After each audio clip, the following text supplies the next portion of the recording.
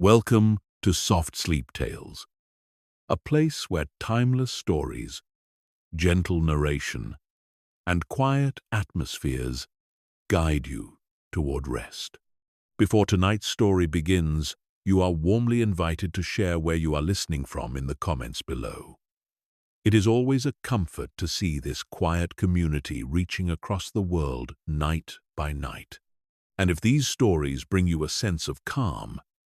you are welcome to subscribe and join us on these peaceful journeys. Now, take a moment to get comfortable. Settle into your bed or your favorite chair. Gently close your eyes. Take a slow, deep breath and allow the day to soften and fade. Let my voice carry you quietly into sleep, to a place where imagination drifts and rest comes naturally. One letter changed everything. It arrived without warning.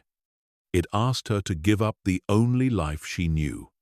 and it came from a man she had barely known at all. Her great uncle was dead. The house he left behind was not small, and it was not simple. It came with land. It came with history. It came with a library of journals stretching back generations, one of them ending on a single unfinished line, a quiet plea meant for whoever came next. She did not know yet whether she was the person that plea was meant for. She only knew she could not ignore it. So she packed 3 cases, closed the door on the only life she had built for herself, and went to find out. What waited for her at the end of a long avenue of trees would ask more of her than she expected. A house that remembered every hand that had ever kept it. A garden with its own long memory. A room she would not be permitted to enter until she was ready. And a name written in an old woman's hand that would follow her through every season that came after. This is the story of how she found it. And how, slowly, one quiet task at a time, she came to belong there. The letter had taken the better part of a week to find her. Forwarded first from her old flat to her sister's house, and then on again to the small rented room above the bookshop, where she had been staying since summer eased into autumn. By the time it reached her, the paper had softened at the corners from handling, and the solicitor's careful hand looked almost apologetic, as though the letter itself understood it was arriving somewhere unfamiliar, in the middle of an ordinary week, with news too large for the size of the envelope. Margaret Wren read it standing at the counter with her coat still on, the shop bell not yet done swinging behind her, and felt the particular vertigo of a life turning a corner she had not seen coming. Her great-uncle Thomas had died in the spring. Quietly, in his sleep, in the house he had lived in for the whole of his adult life, and a good portion of his childhood besides. She had not known him well. Not in the way people mean when they say they knew someone well. She had known him the way a child knows. A distant relative, encountered a handful of times across a childhood. A tall man, with kind, unhurried eyes. A smell of wood smoke and old paper. A study she had not been allowed into unaccompanied, and had therefore wanted, with the whole force of a young imagination, to enter. Dunmore Hall was hers now. The solicitor's letter said as much in the dry, careful language of such letters.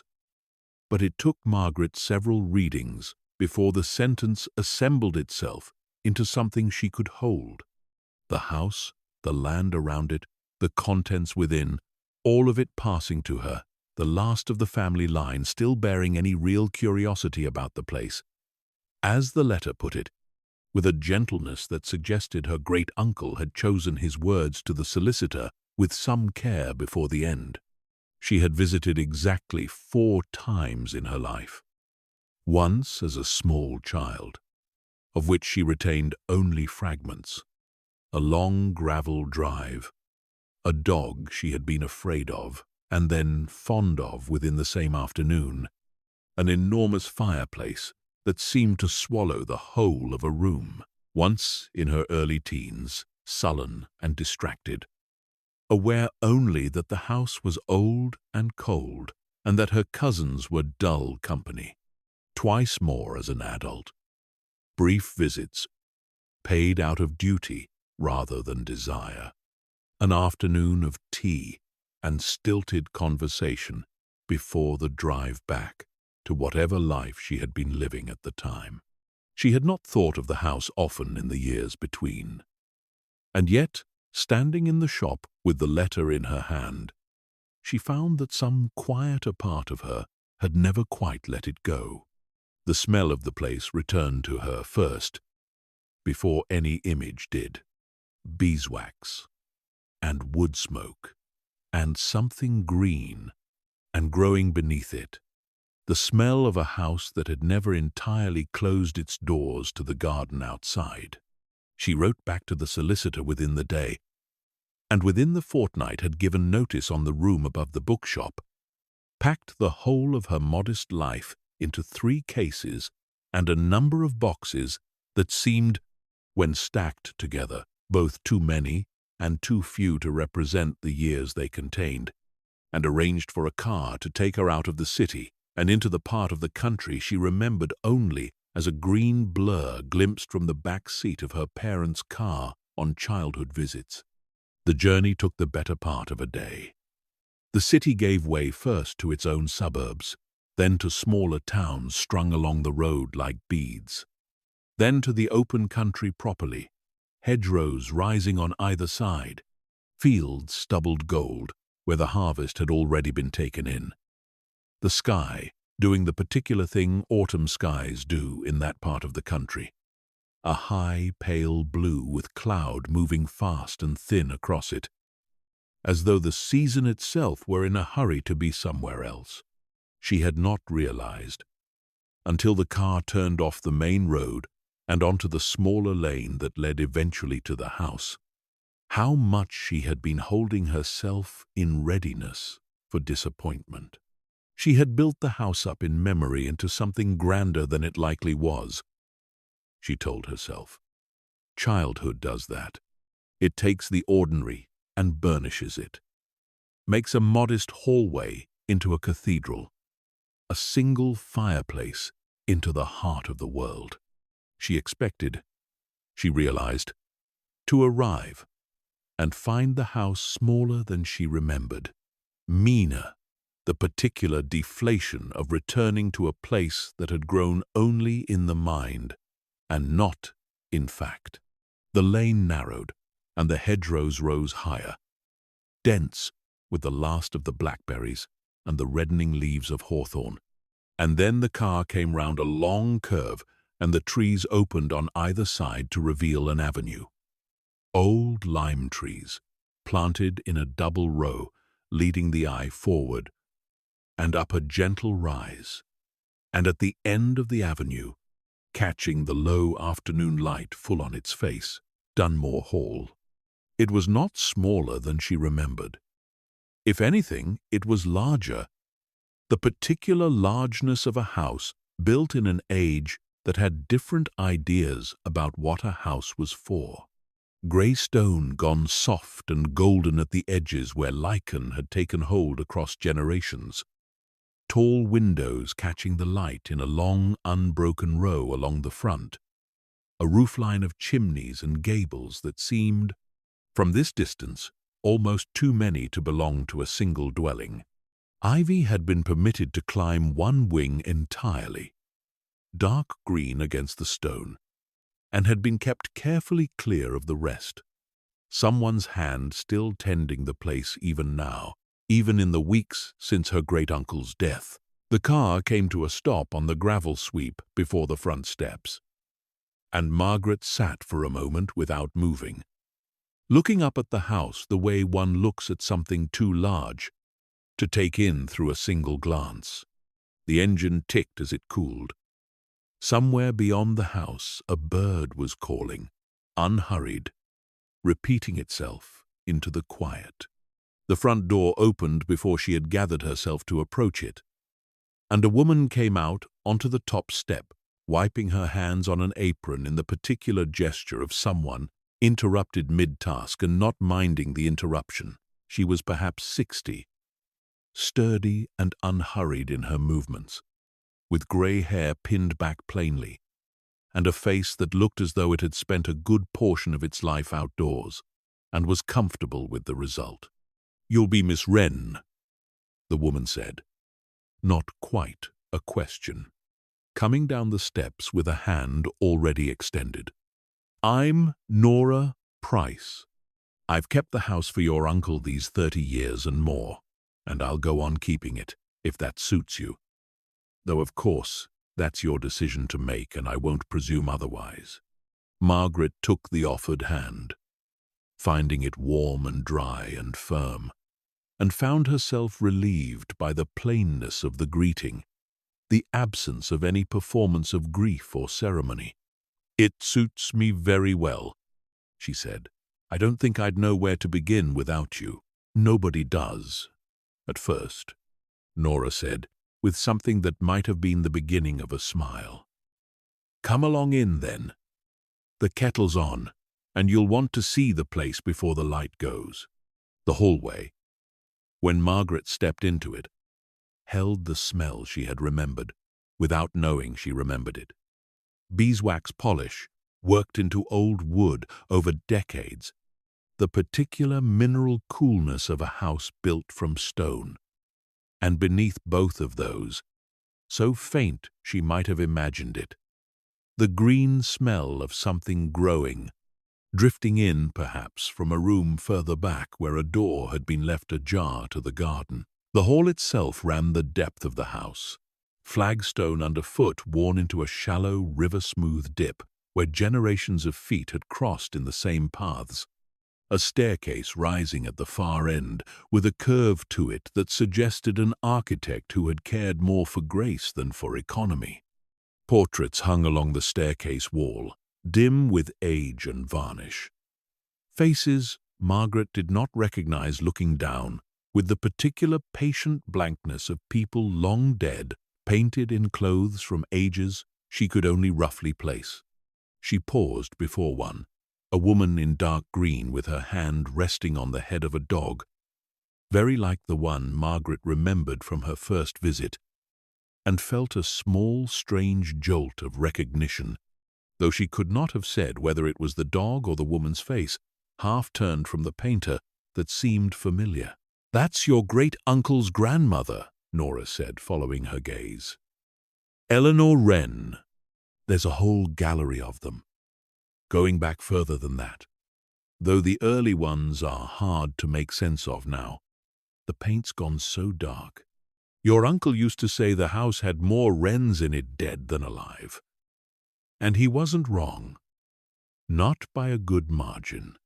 They went on through the ground floor, room by room,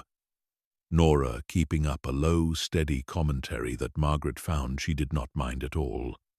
The kind of talk that filled a space without demanding much response. The talk of someone comfortable in silence, but willing to set it aside for a guest.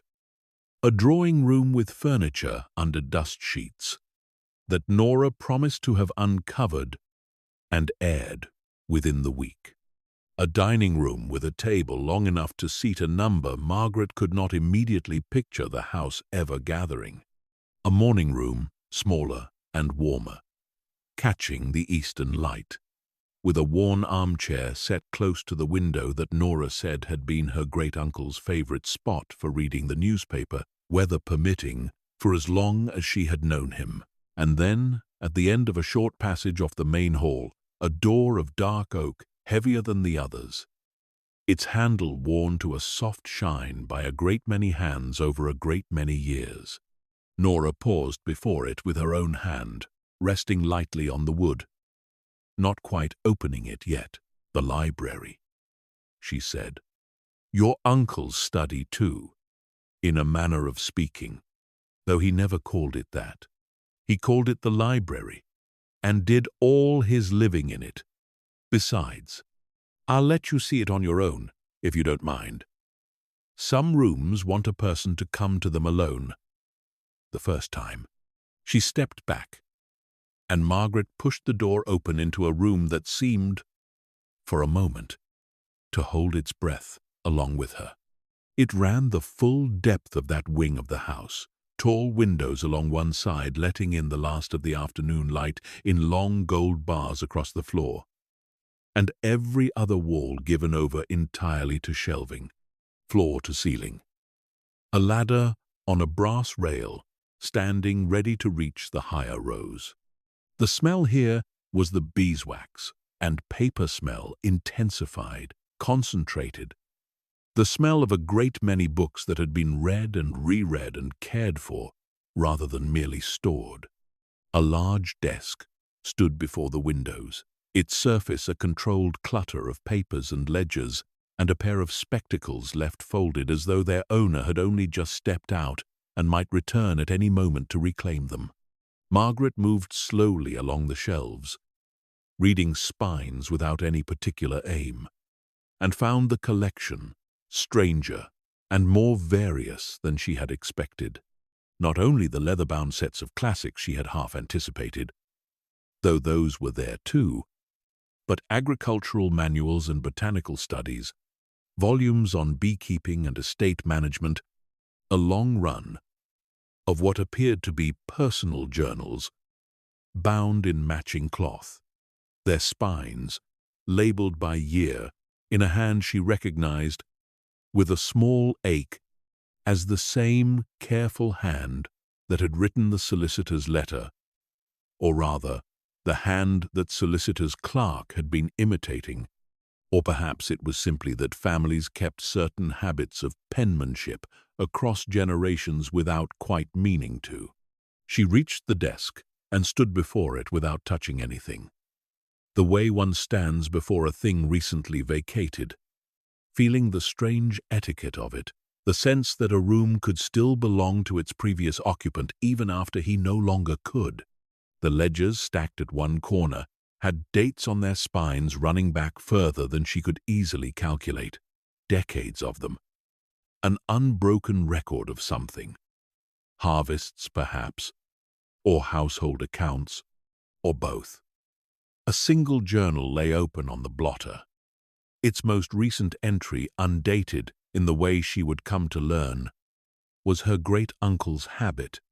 since he had trusted the sequence of days to speak for itself without needing to be pinned down by numbers. She did not read the entry. It felt too soon, too much like opening a door that had not yet finished closing. She closed the journal gently instead, and let her hand rest for a moment on its cover, and found that the room, rather than feeling like an intrusion, had begun to feel like the first thing in the whole strange day that made a kind of sense to her. A room full of one man's careful attention to the world, left exactly as he had left it, waiting, it seemed, not for grief exactly, but for someone to go on. Nora found her there some while later, though Margaret could not have said how long, and did not comment on the stillness she had clearly been standing in, only said that the tea had gone cold and she'd put the kettle on again, and that there was cake, if Margaret wanted it, made that very morning before the news had come that she'd be arriving today rather than tomorrow, as first thought. They took the tea in the kitchen rather than the drawing room, Nora explaining without being asked that she and Margaret's great-uncle had always taken it there in the ordinary run of things, the drawing room being reserved for guests of a more formal sort, and Margaret being, in Nora's estimation, not that sort of guest, whatever the solicitor's papers might now say about the ownership of the walls around them. The kitchen was long and low-ceilinged compared to the grand rooms at the front of the house, warmed by a great cast-iron range that filled one wall entirely, copper pans hanging in a graduated row above a scrubbed wooden table that had clearly seen the preparation of a very great many meals. A window over the deep stone sink looked out over a walled garden, its beds visible even in the fading light, rows of something still standing, though the season had begun to turn, and, beyond the garden wall, glimpsed through a gap where a gate stood, the shape of what might have been an orchard, its trees holding the last of their leaves in colors gone rust and amber. "That's the kitchen garden through there," Nora said, following her gaze. "Your uncle kept it going himself, mostly, though I do my share of the weeding and he never once let me forget it. There's a still room off the back of it too, the old kind, where the preserving's done, and the drying, and the making of this and that. He was particular about it. Wouldn't let just anyone in there, though he taught me the way of it years back, when his knees started giving him trouble on the stone floor." Margaret found herself, over the cake and the tea, asking questions she had not known she wanted answered. What her great-uncle's days had looked like, in the ordinary run of things, what time he rose. Though Nora answered that one obliquely, saying only that he was up with the light in summer and considerably later in winter, and that he'd never owned a clock he entirely trusted, preferring instead to judge the hour by the quality of the light through the library windows. What he had eaten, what he had read, whether he had been lonely in the big house with no family near. "Lonely," Nora repeated, considering the word as though turning it over to check it for soundness. "I don't think so. No, he had the house, and the garden, and the books, and he had me and my husband, before my husband passed, and he had the village, such as it is, and folk who'd come by for this reason or that. He wasn't a man who needed a great crowd around him to feel he was living well. He used to say, a house like this one keeps its own company if you let it. And I think he meant it. I think he found the company he needed in keeping the place going, in watching the garden turn over its seasons, in the books and the writing of his own books, such as they were. He wrote books, journals mostly, like the ones you'll have seen in the library, though there was talk once of him putting some of it together properly, into something a person outside the family might want to read. Nothing ever came of it, not that I know of, but he was always scribbling away at something, out there in the garden with a little notebook in his coat pocket, or in the library of an evening with the proper ledgers. He kept records of everything, that man. What bloomed and when, what the weather did, what was harvested and preserved, and how it turned out. 30 years of it, at the least. And I dare say more besides that predates my knowing him. Margaret turned her teacup slowly on its saucer, feeling something settle in her chest that she did not immediately have a name for, a kind of quiet recognition, as though she had come a very long way to arrive somewhere. She had, in some manner she could not quite explain, already been. They finished the tea as the light outside failed properly, and Nora showed her up to a bedroom on the first floor. Not the largest room in the house, she explained, that had been her great-uncle's own and could wait for another day's decision, but a smaller room at the corner where two ranges of windows met,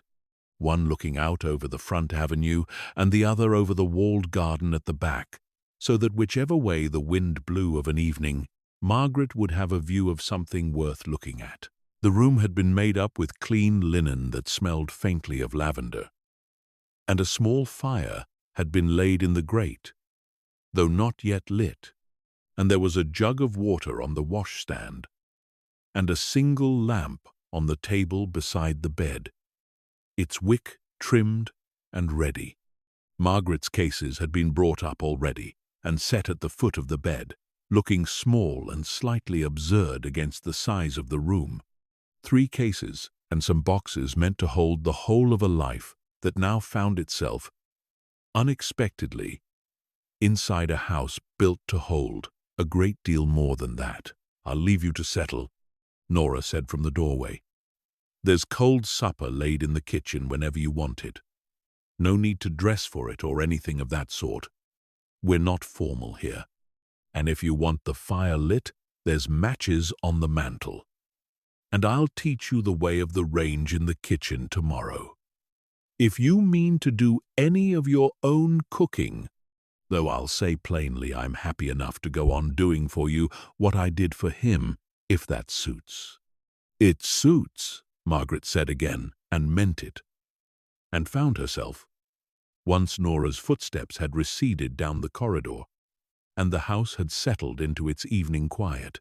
standing at the window that looked out over the walled garden, watching the last grey light drain slowly out of the sky above the orchard, and feeling, for the first time since the solicitor's letter had reached her,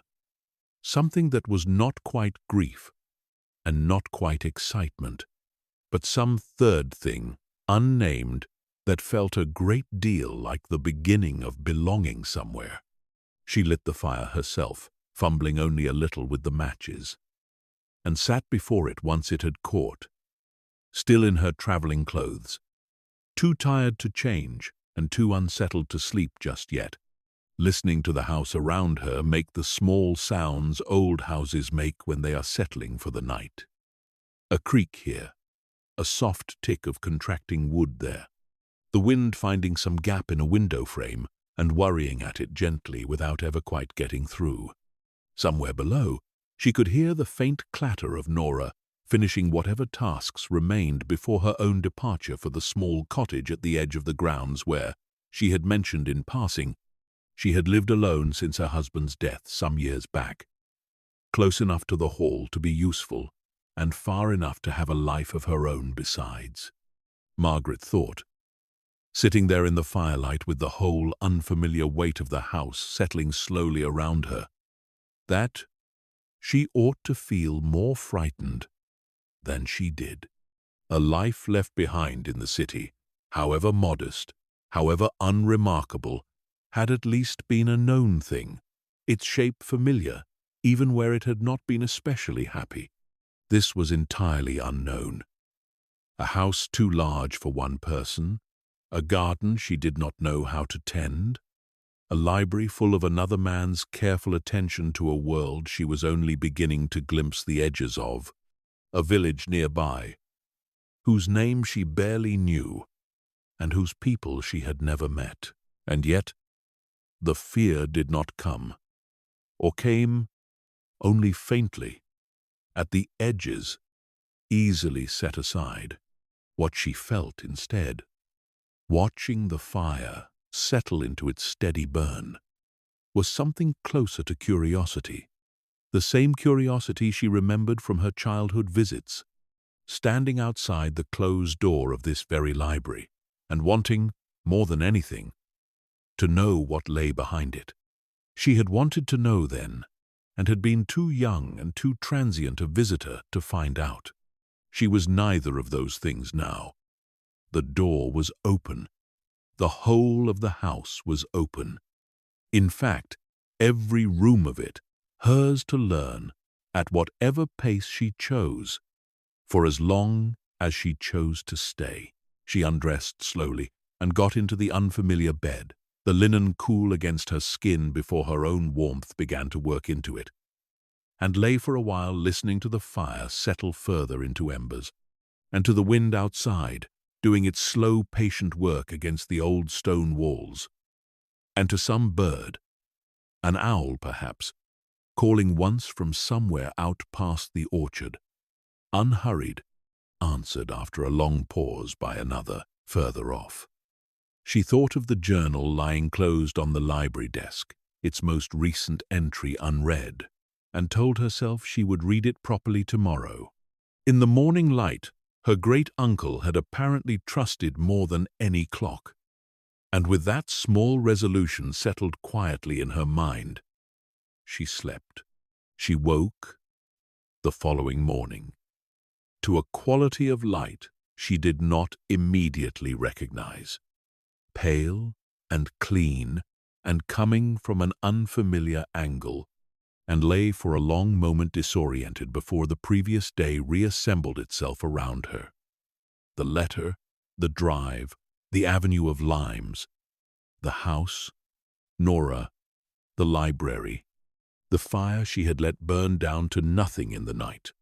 She rose and crossed to the window that looked over the walled garden and found the whole of it laid out below her in the low gold light of early morning,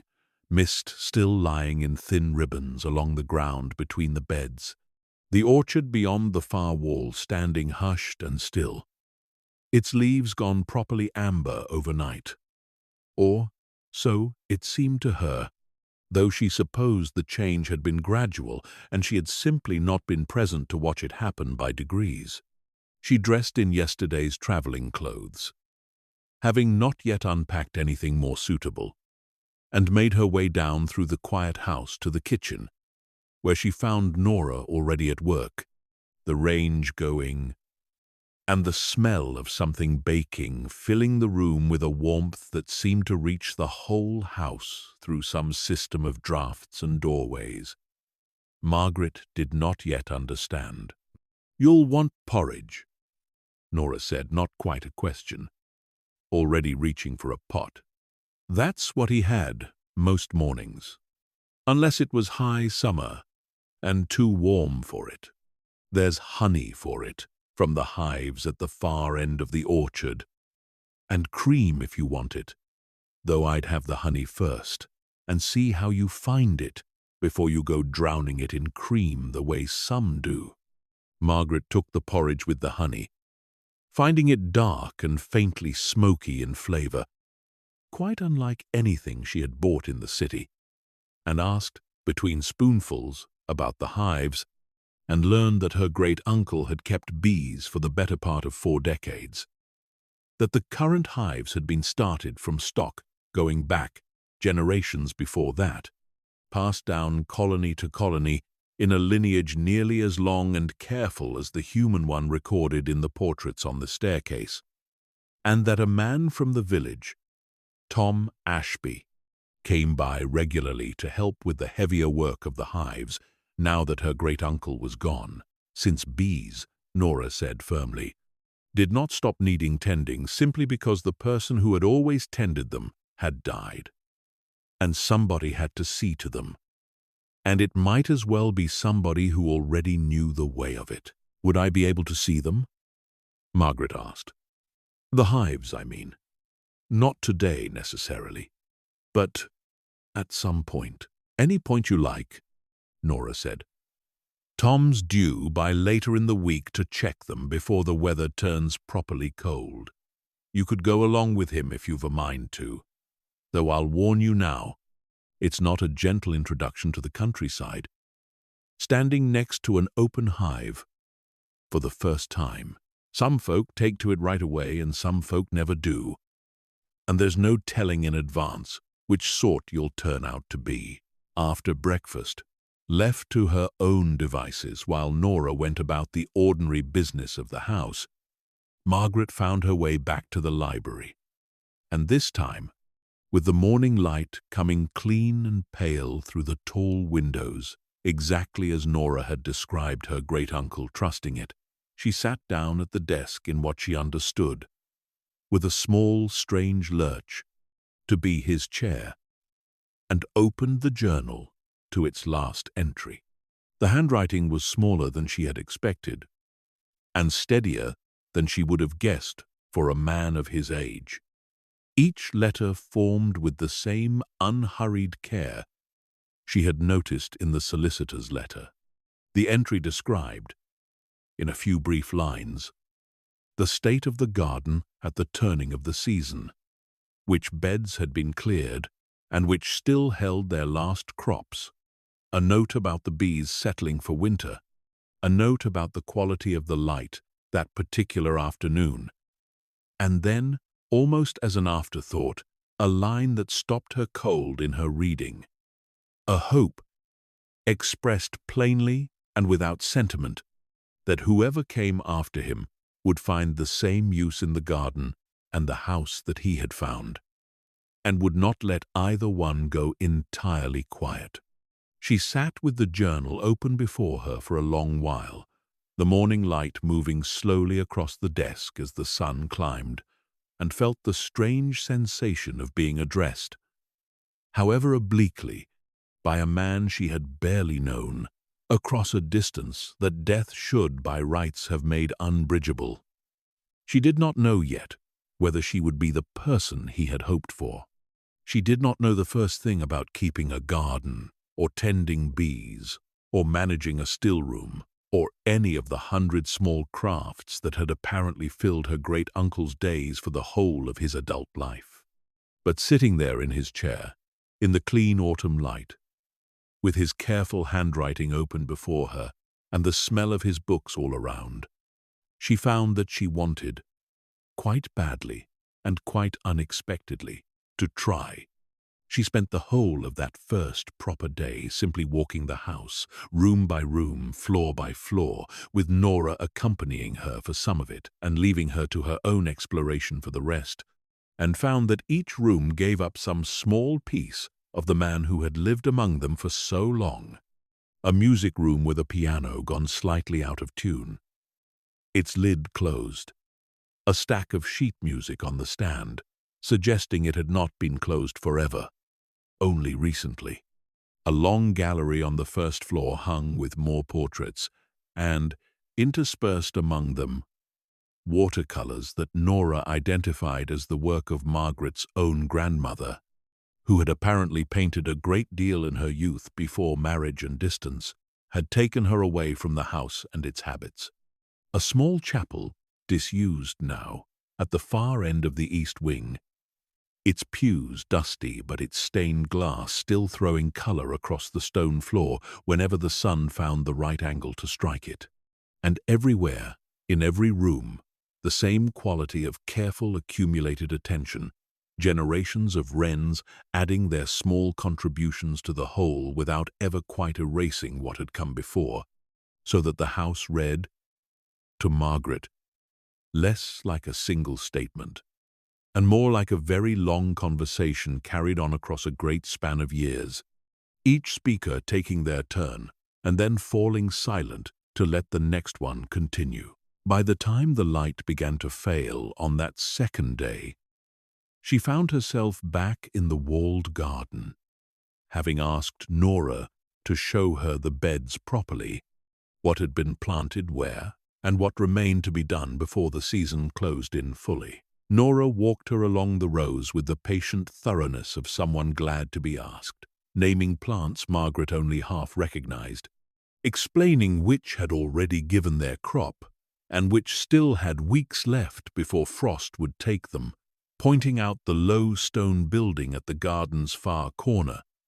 its door painted a faded green that she identified as the still room, though she did not open it that evening, saying only that it deserved its own proper visit, in daylight,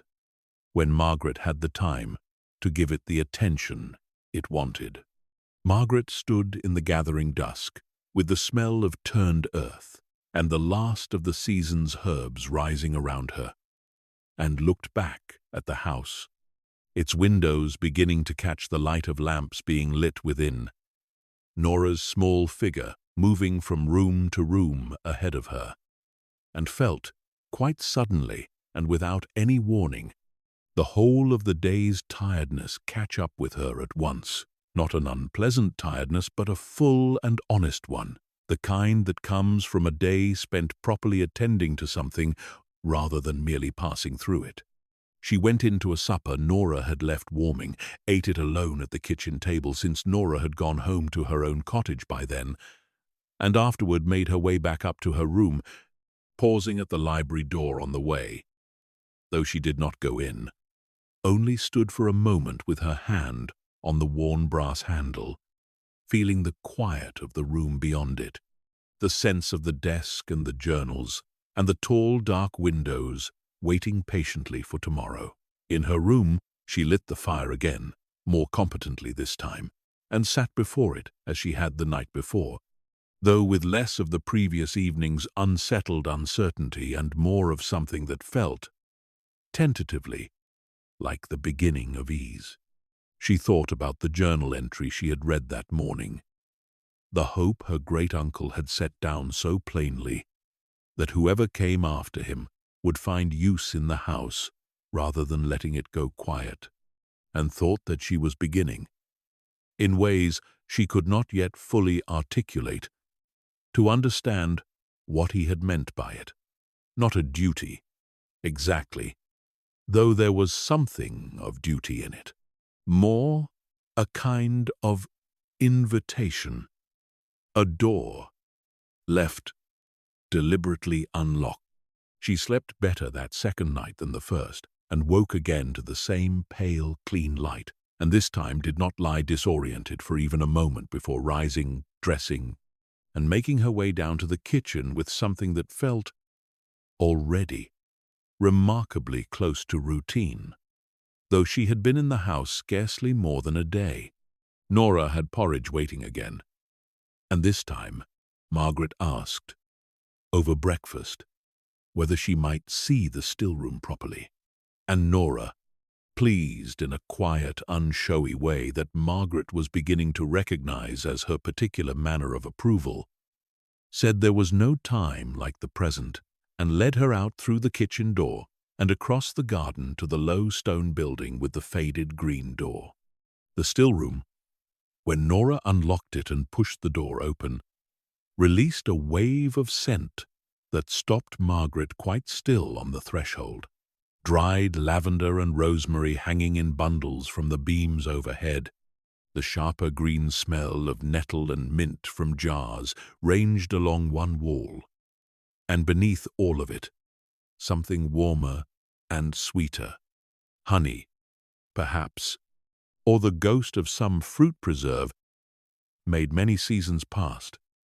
and still lingering faintly in the stone itself. A long scrubbed table ran down the center of the room, its surface marked with decades of use, stains and scorches, and the pale rings left by countless jars and pots. Shelves lined every wall from floor to ceiling, most of them holding jars and bottles of every size, some labeled in her great-uncle's careful hand, and some, older ones by the look of the labels, in a hand that was clearly different, older still, a woman's hand perhaps, or simply an earlier generation's version of the same family habit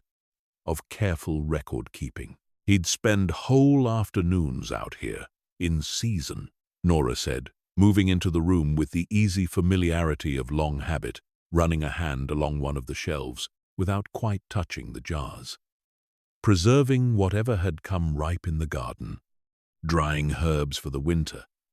making up tinctures and cordials the old way, the way his mother taught him and her mother taught her before that, going back further than anyone properly remembers now. There's a book of it all somewhere. Recipes and methods, though it's more a collection of loose notes than a proper book, added to by every generation that's used this room. I could find it for you, if you like. Though I warn you, it'll take some untangling. Nobody's ever quite agreed on how it ought to be organized, and every generation's added their bit without much consulting what came before. Margaret moved slowly along the shelves, reading labels where she could make them out, finding jars of preserved plums and damsons, bundles of dried herbs, whose names she half remembered from her grandmother's kitchen in some other, distant part of her childhood, bottles of amber liquid that Nora identified, when asked, as cordials made from elderflower and from the hips of the wild roses that grew along the lane, and one whole shelf given over entirely to honey in various stages of crystallization, from pale gold to a deep near amber. Each jar dated in a hand. Margaret now recognized, without needing to be told whose it was. "There's a whole system to it," Nora said, watching her look. "Which honey, from which part of the year, which hive, even, if you know what you're looking at." Though I'll admit that level of detail was always his particular passion and not something I ever fully mastered myself. He used to say you could taste the whole of a summer in a jar of honey, if you knew how to read it properly. The early flow was lighter, from the hawthorn and the fruit blossom, and the later flow was darker, heavier, from whatever came into bloom. Once the summer had properly settled in, he kept them separate on principle, wouldn't let them blend if he could help it, said it was a kind of disrespect to the bee's own careful work to muddle it all together for the sake of convenience. Margaret picked up one of the jars, turning it slowly to catch the light through the glass, watching the honey inside hold and release the sun in slow amber currents, and felt again that same strange settling sensation she had felt in the library the morning before. The sense of a whole, careful life laid out before her in objects rather than words, patient and specific and utterly unhurried, asking nothing of her except that she looked closely enough to understand what she was looking at. They spent the better part of the morning in the still room, Nora explaining what she could of the processes involved. The drying racks suspended from the beams,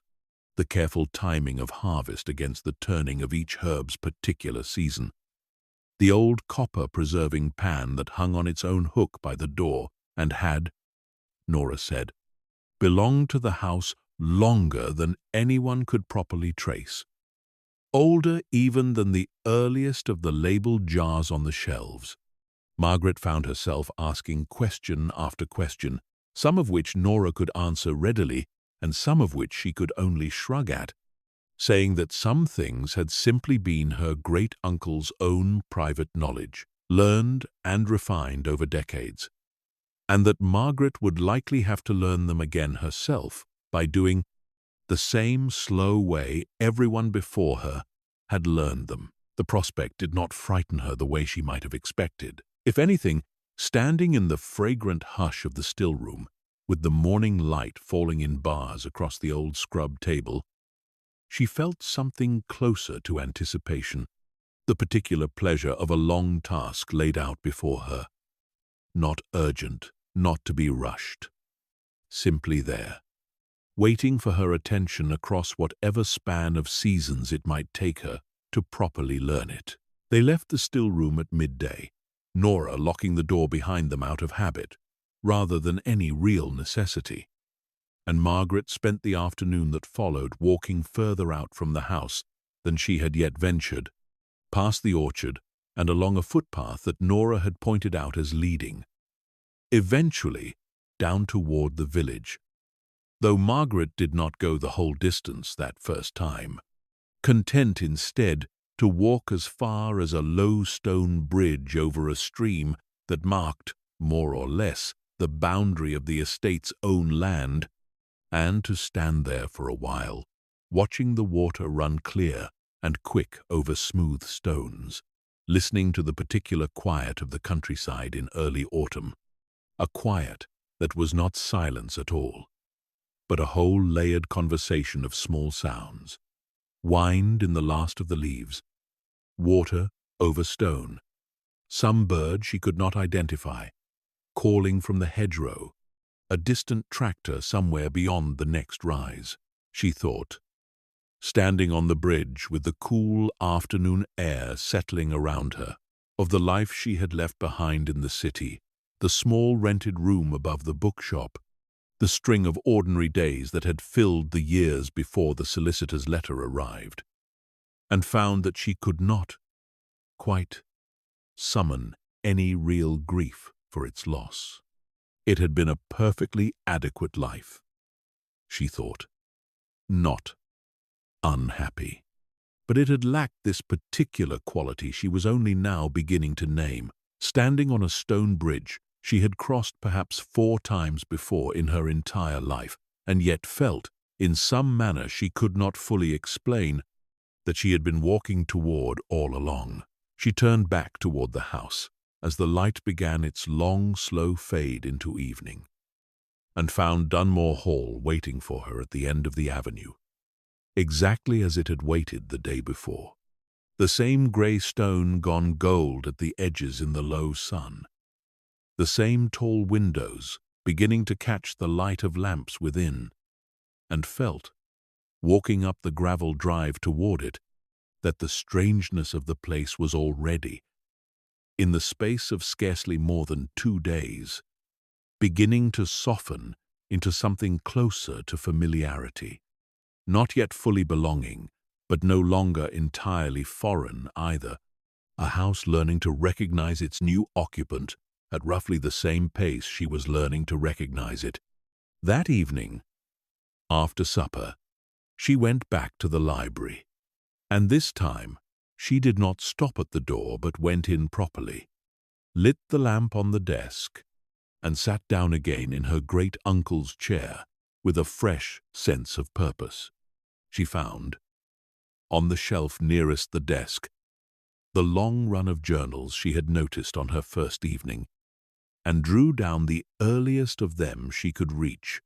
curious now to trace the whole shape of the record rather than simply the final entry, and spent the rest of that evening reading by lamplight, working backward through years of her great-uncle's careful observations, the turning of gardens and seasons and small domestic events recorded with the same patient, unhurried attention he had brought. It seemed to everything. She read of winters and springs she had no memory of hives established, and hives lost to some illness or another, of a summer so dry the stream by the stone bridge had nearly failed, and another so wet the lower fields had flooded and had to be replanted twice over. She read small notes about visitors, about Nora's own arrival at the house as a young woman newly married, about her great-uncle's own parents in their final years, tended in the very rooms Margaret now walked through herself. And running through all of it, unbroken across the whole span of decades the journals covered, the same steady rhythm of a man attending closely to a particular small corner of the world, and finding, it seemed, everything he needed within it. She fell asleep that night with one of the journals still open on the coverlet beside her, having carried it up from the library half meaning to read only a little more before sleep, and finding the little more stretching on considerably longer than intended, and woke in the small hours of the morning, with the lamp still burning low, and the fire gone entirely to ash, and gathered the journal carefully to her chest as she banked what remained of the fire, and settled properly beneath the covers, feeling, in the strange, half-waking clarity of that hour, that she had begun, in some manner too gradual to properly notice as it happened, to become part of the same long conversation the house had been carrying on for generations before she arrived, and would, she thought, drifting back towards sleep, go on carrying long after she herself had added whatever small chapter she was destined to add, and had, in her own turn, fallen silent to let the next voice continue. She woke the following morning to the sound of voices below her window, one of them Nora's, low and easy, the other a man's, unfamiliar, deep, and slow in the particular unhurried way she was beginning to recognize as belonging to this part of the country. She dressed quickly and came down to find Nora in the kitchen garden, with a tall, weathered man in a canvas coat, a wide-brimmed hat pushed back from his forehead, standing beside a low-wheeled cart, loaded with strange equipment Margaret did not recognize, wooden frames, and a curious contraption of mesh and bellows that she would later learn was called a smoker. "There she is," Nora said, straightening from whatever conversation the two of them had been having. "Miss Wren, this is Tom Ashby. He looks after the hives now, as I told you, and does a good deal else about the grounds besides, more than any of us properly pay him for, though he'd deny that if you asked him directly." Tom Ashby took off his hat with the same unhurried motion that seemed to characterize everything about him, and offered a hand roughened by decades of outdoor work, and said he was sorry for her loss, and that her great-uncle had been as fine a beekeeper as he'd known in his own lifetime, and that the hives were doing well enough given the season, though he'd come today to check them over properly before the cold set in for good. "Nora mentioned you might want to come along," he said, settling his hat back into place. "I'll say now, it's not everyone's idea of a pleasant morning, standing next to an open hive with several thousand bees, taking a keen interest in what you're doing to their home. But if you've a mind to learn the way of it,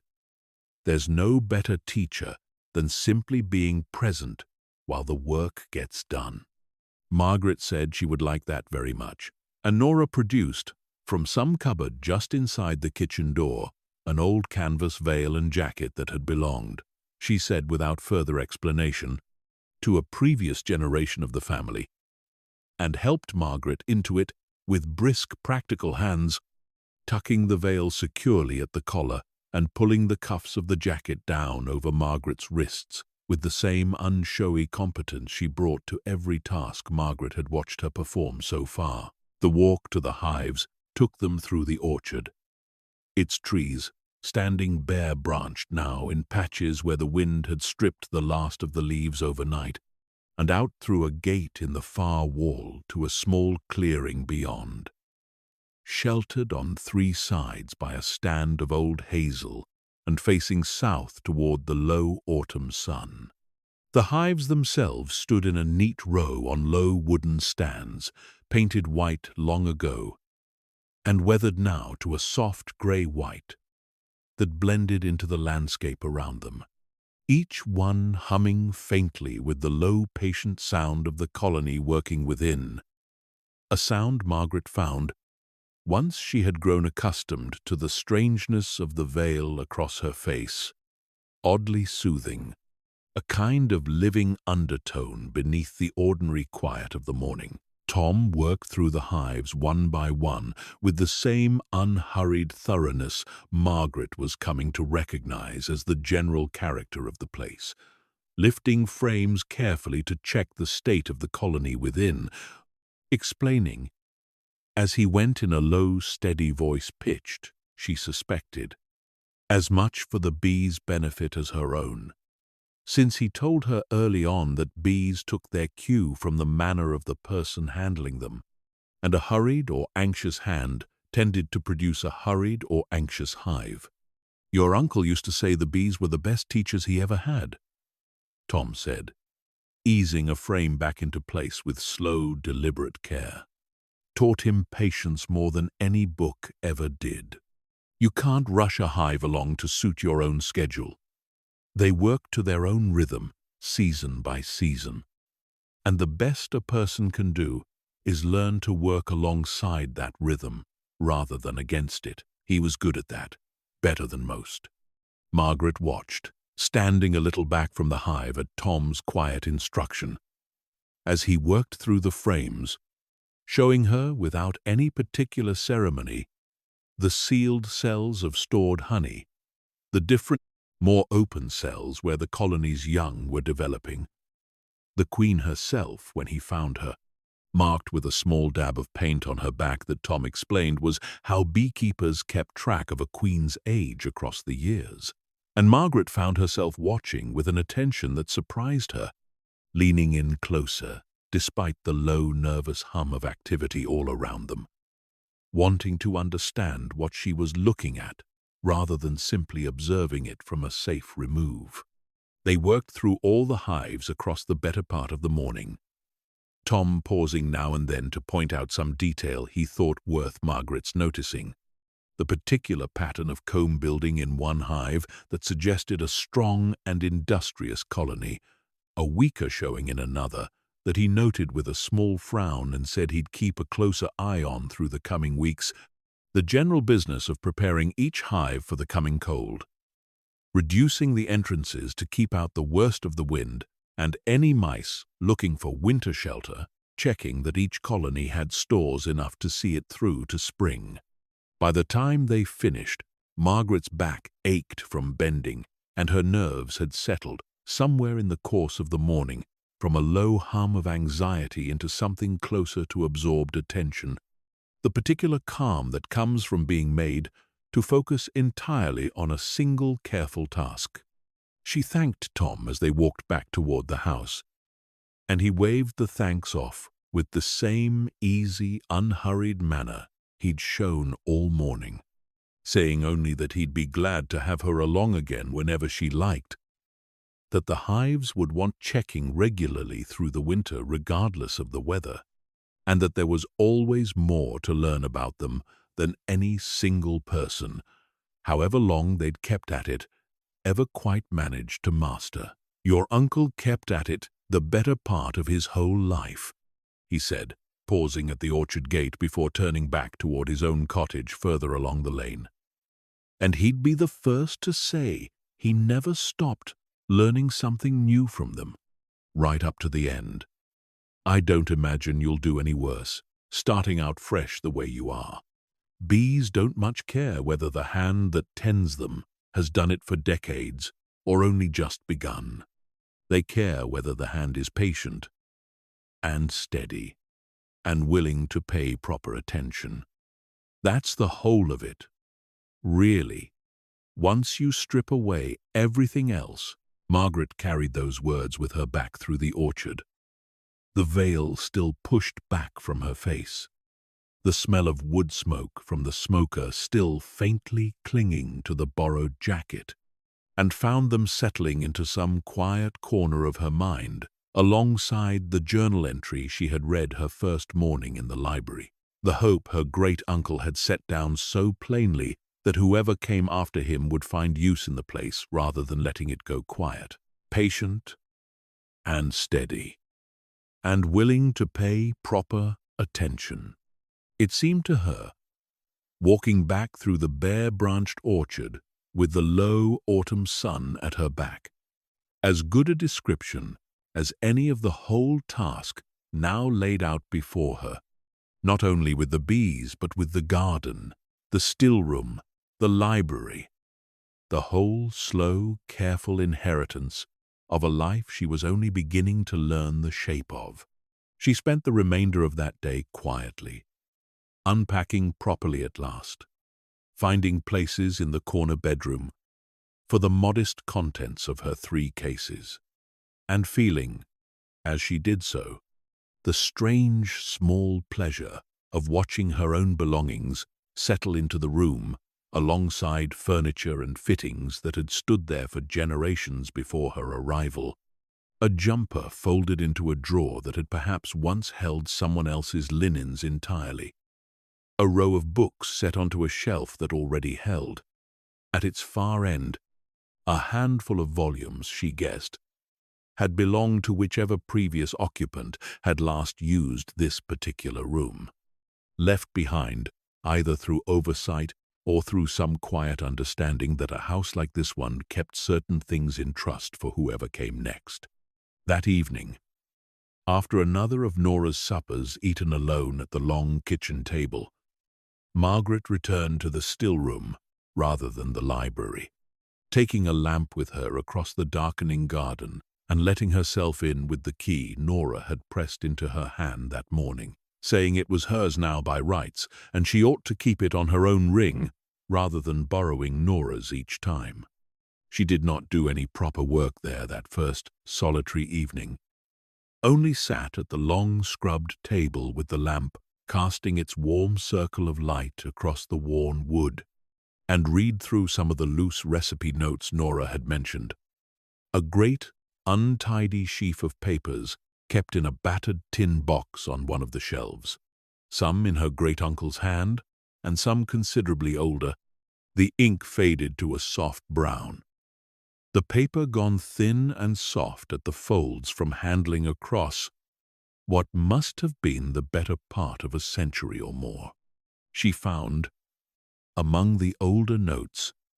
a recipe for a cordial made from the hips of the wild rose along the lane, the very one Nora had mentioned, the instructions written in a careful looping hand that was not her great-uncle's, and beneath it, in his own smaller hand, a note added later, remarking that he had made this recipe every autumn since he was a boy, taught to him by his own grandmother in this very room, and that he had given up trying to improve upon her method and simply made it her way, exactly as written, out of what he called, in the margin, a proper respect for knowing when a thing has already been done as well as it can be done. Margaret sat with that note for a long while, the lamp burning steadily beside her, the dried herbs overhead stirring faintly in some draught she could not locate, and felt the house's long accumulated history settle around her not as a burden, but as something closer to companionship. Generation after generation of hands that had sat at this very table, in this same warm room, adding their own careful notes to a record that was never meant to be finished, only carried forward one steady hand, passing it to the next. She locked the still-room carefully behind her when she finally rose to leave. The night gone properly cold and clear outside, a scatter of stars visible above the dark shape of the orchard as she crossed the garden back toward the house, and paused for a moment on the gravel path to look up at them, the particular deep quiet of the countryside settling around her in a way the city had never once managed to produce. No matter how late the hour, or how empty the streets, she thought of the small rented room above the bookshop, and found that she could summon, now, only the faintest outline of it, as though it belonged to some other,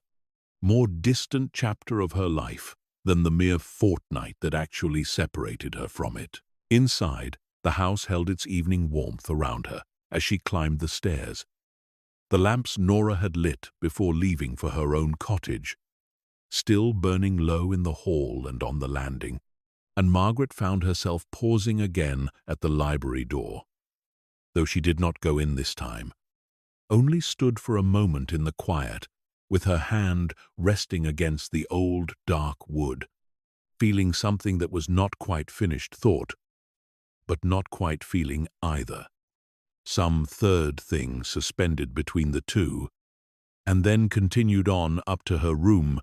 banked the fire that Nora had laid and lit for her earlier in the evening, and got into bed with a stillness in her chest that felt, for the first time since the solicitor's letter had found her, entirely and simply peaceful. The days that followed settled, with a speed that surprised her, into something like a rhythm of their own. Mornings began with porridge and honey in the kitchen, Nora's low, steady talk filling the room with news of the house and the garden and, gradually, of the village beyond. Names Margaret was slowly learning to attach to faces she had not yet met. A baker and a blacksmith, and a vicar whose sermons Nora described with a wry affection that suggested long familiarity, a general sense of a small, close community going about its own slow, seasonal business at the edge of the grounds Margaret now called her own. Afternoons she spent variously, in the garden learning what she could from Nora about the beds that still wanted clearing before winter, in the library, working slowly through the long run of journals, in the still room beginning, under Nora's occasional guidance, to attempt small tasks of her own, a batch of dried herbs hung properly from the beams, a first tentative effort at the rosehip cordial made exactly according to the old recipe, out of the same respect her great-uncle had noted in the margin, a proper deference to a thing already done as well as it could be done. And evenings, always, some quiet hour in the library or the still room or simply before the fire in her own room, reading or thinking, or simply sitting with the accumulating sense that the house was, slowly and without any particular ceremony, beginning to recognize her as something more than a visitor passing through, that the long conversation carried on across its rooms and generations had made room, quietly and without fuss, for one more voice to join it. The season turned properly in the weeks that followed, the last of the amber leaves stripped from the orchard by a hard wind that came through in a single night and left the branches bare and stark against a sky gone the pale, hard blue of true winter approaching. Margaret watched the change from her bedroom window one morning. The ground below scattered thick with fallen leaves, that Nora would later rake into great, slow-burning heaps at the garden's edge,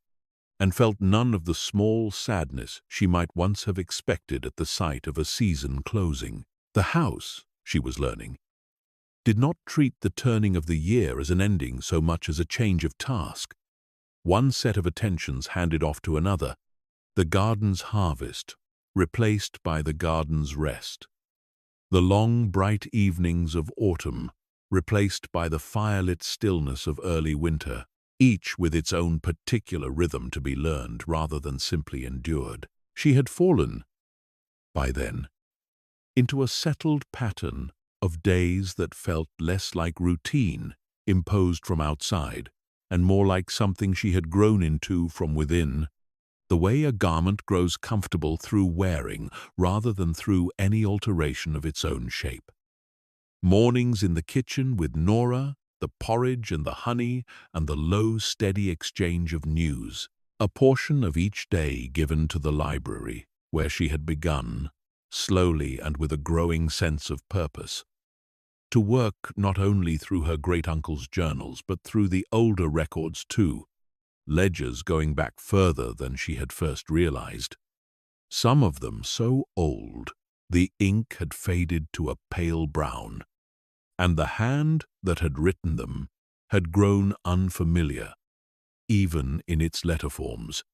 an older style of writing that took her some patience to properly decipher. It was in one of these older ledgers, worked through slowly over the course of several evenings, that she first came across the name Eleanor Wren, attached to something more than a portrait on the staircase wall. The ledger was not a journal in the manner of her great-uncle's, not a record of daily observation, but something closer to a household account book, painstakingly kept, listing the ordinary business of the house across a span of years. Wages paid, provisions bought, repairs undertaken, and interspersed among these dry, practical entries, in the same careful hand, small notes that read almost like a private commentary running alongside the official record, remarks about the weather, about a daughter's illness and recovery, about the particular satisfaction of a good harvest brought in ahead of an early frost. Margaret found herself drawn back to this ledger again and again over the following evenings, reading not for any particular information but for the simple pleasure of the voice within it, a woman clearly capable and clear-eyed, running a household of considerable size with a steady hand, and finding time, even amid the demands of that task, to set down small private observations that had, quite by accident, survived the better part of 2 centuries to reach her. She mentioned this discovery to Nora one morning over breakfast, and Nora, considering the name for a moment, said that Eleanor Wren was well remembered still in the village, or rather that her name was attached to a handful of stories that had outlasted any precise memory of the woman herself. It was Eleanor, Nora said, who had first properly established the still room in the form it still held today. And Eleanor, too, according to the stories at least, who had begun the practice of keeping careful written records of the garden's yield and the household's remedies, a habit that every generation since had apparently continued without ever quite matching the thoroughness of the original. "There's a story told about her in the village," Nora said, refilling Margaret's tea without being asked. "That, during some hard winter, generations back now, when the roads were closed by snow for the better part of a fortnight and provisions were running thin all through the parish, it was Eleanor who opened the still-room stores to anyone who came asking, family and villager alike, and saw the whole parish through without anyone going hungry. I couldn't say how much of that's strictly true and how much has grown in the telling over the years since, the way these stories do. But there's no smoke without some fire, as they say, and the name's kept a certain fondness in the village on account of it, whatever the precise facts might be." Margaret thought of this often in the days that followed, turning the story over as she worked slowly through the household's remaining rooms, learning by increments which cupboards held, which linens, which drawers in the old sideboards had stood empty for generations and which still held small forgotten treasures. A set of silver spoons wrapped in cloth gone soft with age. A child's toy soldier tucked into the back of a drawer that must have belonged to some long-ago young wren, whose name Margaret had no way now of recovering. The village itself she had still only glimpsed from a distance, the footpath she had walked as far as the stone bridge continuing on, she knew, toward a scatter of rooftops, visible on clear days, from the higher ground behind the orchard. But she had not yet made the full walk, some combination of the season's shortening days and her own absorption in the house itself, having kept her, so far, close to home. It was Nora who finally suggested, one crisp, bright morning with frost still silvering the grass in the shadows of the garden wall, that Margaret ought to come along with her into the village that afternoon, since there was a small market held weekly in the square before the church. And it would do her good, Nora said plainly, to put a few faces to the names she'd been hearing, and to let the village put a face to her in turn. Since there had been no small amount of curiosity, Nora admitted with a small, dry smile about who exactly had inherited the hall and what manner of person she might turn out to be. They walked the full length of the footpath that afternoon, past the stone bridge and on through country Margaret had not yet seen,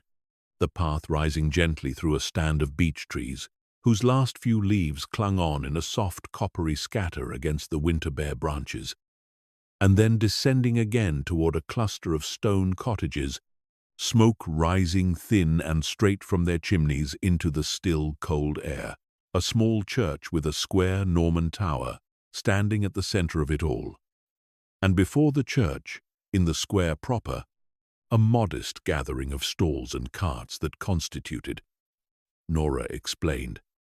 the whole of the weekly market. Nothing grand, but reliable, the same handful of local producers bringing in whatever the season offered. Margaret was introduced, over the course of that afternoon, to a great many people whose names she knew she would not properly retain on a first hearing. The baker Nora had mentioned before, a broad, cheerful woman with flour still dusting her forearms even here in the open square. The blacksmith, a quieter man who shook her hand with careful gentleness as though mindful of his own strength. The vicar, elderly and soft-spoken, who expressed a gentle hope that she might find her way to a service before too long. Though he said it, Margaret noted, without any real pressure behind the words, more an open door than an obligation. What struck her most, walking through the small square with Nora at her side making introductions, was the particular quality of welcome she received.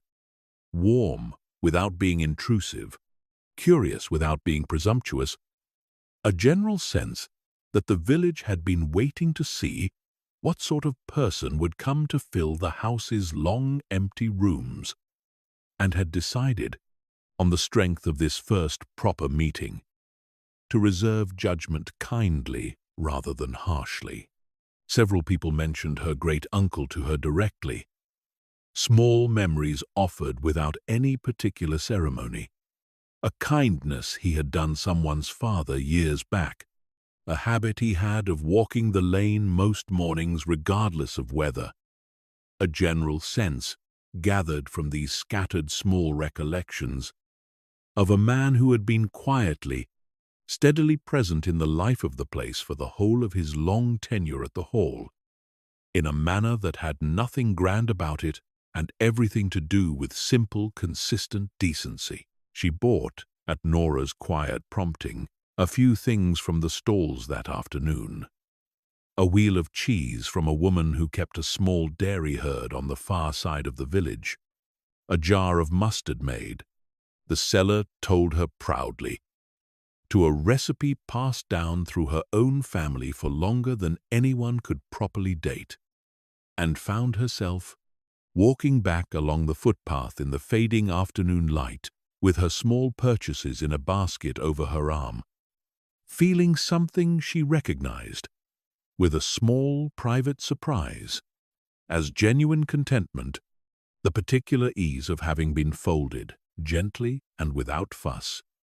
into a community that asked very little of her beyond a willingness to be present within it. The weeks that followed deepened the pattern further.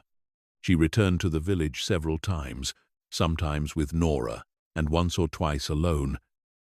growing gradually more confident in her own ability to find her way,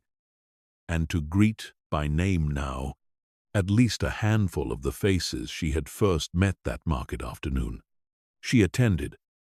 eventually, one of the vicar's Sunday services, sitting toward the back of the small church beneath windows that let in a cold, clear winter light, and found the whole experience less an obligation fulfilled than a quiet pleasure. The familiar rhythm of the old words, the particular hush of a small congregation gathered against the cold, the vicar's gentle, unhurried voice carrying easily in the modest space. At the house itself, the work of the season continued at its own steady pace. Nora taught her, over several patient afternoons in the still-room, the proper method for a handful of the simpler preserves and cordials recorded in the old tin box of recipes, and Margaret found a particular satisfaction in the precise, unhurried nature of the work, the careful attention to timing and temperature that the older recipes demanded, the sense of following in a line of hands that had performed these same careful motions for longer than any single memory could properly encompass. Her first attempts were imperfect, a batch of preserved plums that came out slightly too soft, a cordial that Nora pronounced good, but not, she said with a small private smile, quite equal yet to what Margaret's great-uncle had achieved in his own better years, though she was quick to add that his own early efforts, by his own admission, recorded somewhere in the journals, had been considerably worse than Margaret's. Tom Ashby came by regularly to check the hives through the deepening cold, and Margaret joined him whenever the weather allowed, learning gradually the particular winter tasks of beekeeping, the checking of stores, the careful insulation of the hives against the worst of the frost, the general watchful patience required through a season when there was, in truth, very little active work to be done beyond ensuring the colonies had what they needed to see themselves through until spring. She found she looked forward to these visits with a genuine pleasure that surprised her. The quiet, companionable work, alongside a man who asked nothing of her beyond attention and care, the particular calm of standing near the hives even in their winter quiet, listening for the low, reassuring hum that told her, without need of any further inspection, that the colonies within were holding steady against the cold. It was on one of these visits, standing beside Tom at the edge of the clearing with the hives humming faintly in the pale winter light, that she asked him something that had been building in her for some weeks. A question she had turned over privately many times without quite finding the right moment to voice it aloud. "Do you think I'm doing it properly?" she asked. "The house, I mean. All of it. I know it's only been a short while, but I keep wondering whether I'm meeting it the way it deserves to be met, or whether I'm simply performing at it, going through the motions without ever properly understanding what any of it means." Tom considered the question with the same unhurried care he brought to everything, watching the hive before them for a long moment before answering. "I think," he said finally, "that the house doesn't much care whether you understand it fully just yet. Understanding comes with time, and time's the one thing you have plenty of if you choose to stay. What it cares about, if a house can be said to care about anything, is whether the attention's genuine, whether the hand tending, it means the tending, rather than simply performing the motions for show. And from what I've seen these past weeks, watching you out here with the hives and hearing from Nora how you've taken to the still room, I'd say the attention's genuine enough. The rest will come. It always does. For those willing to keep at it." Margaret carried those words with her back through the orchard that afternoon, the same way she had carried his earlier words about patience and steadiness,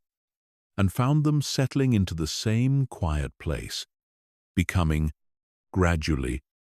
part of the private store of understanding she was building about what exactly it meant to live well in a place like this, to meet it properly rather than merely occupy it. The days shortened further as the season deepened, the sun rising later and setting earlier, the light through the library windows growing thin and pale even at midday, and Margaret found herself spending more of each evening before the fire, either in her own room or, increasingly, in the library itself, where she had begun lighting the fire in the room's own grate, rather than confining herself to the desk lamp alone, finding the warmth and the flickering light suited the slow work of reading through the old journals and ledgers in a way the cold, clear mornings did not. It was during one of these firelit evenings, working further back through the household ledgers than she had yet ventured, that she found, tucked between two pages, near the very back of one of the oldest volumes, a letter that had clearly been placed there deliberately, folded small and kept safe, for reasons the ledger itself gave no indication of. She opened it carefully, the paper soft and fragile with age, and found it addressed, in the same careful hand she now recognized as belonging to Eleanor Wren, to a daughter whose name she did not recognize from anywhere else in the family record she had so far pieced together. The letter was not long, and its content, once Margaret worked through the older, less familiar letter forms, proved to be less a piece of family history than a simple, private expression of hope, written, it seemed, on the occasion of the daughter's own marriage and departure from the house to begin a life elsewhere. Eleanor had written of the house not as a possession to be defended or a duty to be endured, but as a kind of ongoing conversation, a series of hands passing the same careful attention from one generation to the next, and had expressed, in words remarkably close to those Margaret had already read in her great-uncle's own final journal entry, a hope that the house would always find, in whatever hand held it next, a willingness to keep its rhythms alive rather than letting them fall silent. Margaret sat with the letter for a long while that evening, the fire burning low and steady beside her, and felt the strange, quiet pleasure of having found, across a gap of generations, far wider than the one separating her from her great-uncle, an echo of the exact same hope, expressed in almost the exact same terms by a woman she had come to think of, over these past weeks of reading, as something like a distant guide through the house's long history. It seemed to her, sitting there with the fragile old letter held carefully between her fingers, that the house had never really needed any single owner to fully understand it all at once. It had needed, instead, exactly what it seemed to be getting from her now: patient attention, offered honestly, one season at a time, added to a long accumulating record that no single hand had ever been expected to complete alone. She copied the letter out carefully into her own notebook before returning the original to its place in the ledger, wanting to keep its words close without risking further damage to the fragile original, and found, in the days that followed, that she returned to those copied words often, in quiet moments, in the still room or the garden, feeling them settle further into the same understanding Tom's own words had begun to build in her, that the task before her was not to master the house all at once, but simply to keep at it, patiently, steadily, one small, careful task at a time. Winter properly arrived, not many days later, a heavy snowfall coming through in the night, and transforming the whole of the grounds by morning into a hushed white stillness that Margaret woke to with a sense of quiet wonder. The orchard's bare branches now traced in white, the garden's beds buried beneath a smooth, unbroken blanket, the whole world outside her window gone silent in the particular way only snow can achieve, muffling every ordinary sound into something soft and distant. She spent that first snowy day mostly indoors, the roads out to the village judged impassable for the time being, and found the enforced quiet oddly welcome rather than frustrating. A full day given over entirely to the firelit library, working steadily through the last of the older ledgers, pausing now and then to look out at the snow, still falling in slow, unhurried flakes past the tall windows, and feeling, in the deep hush of that snowbound day, a contentment so complete it startled her slightly to notice it, the recognition that she had, in the space of only a handful of weeks, come to feel more properly at home in this large, unfamiliar house than she had felt anywhere in the whole of her adult life before it. Nora came by despite the snow, wrapped against the cold and undeterred by conditions she pronounced, with the flat, unbothered tone of long experience, to be nothing much out of the ordinary for the time of year, and the two of them spent a good portion of that snowbound afternoon together in the kitchen, Nora teaching her a recipe for a warming soup that she said had been made in this kitchen every hard winter for as long as she herself had known the house, using vegetables laid down in the autumn store and herbs dried in the still-room. A simple meal built entirely from the house's own careful provision against exactly this kind of weather.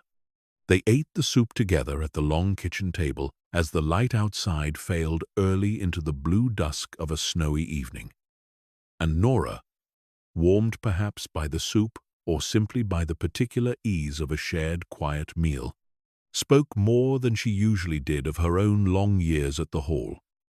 of her husband, gone some years now, who had worked the grounds alongside her great-uncle for decades before his death, of the particular sorrow and the particular comfort of continuing on in a place so thoroughly threaded through with memory. And Margaret, listening, felt the last small remaining distance between herself and Nora settle. That evening, into something closer to genuine friendship. Two women from different generations and different histories finding, in the shared, quiet work of keeping a large old house going through a hard winter, more common ground than either might once have expected. Nora told her too that evening of her own early uncertainty on first arriving at the hall as a young married woman,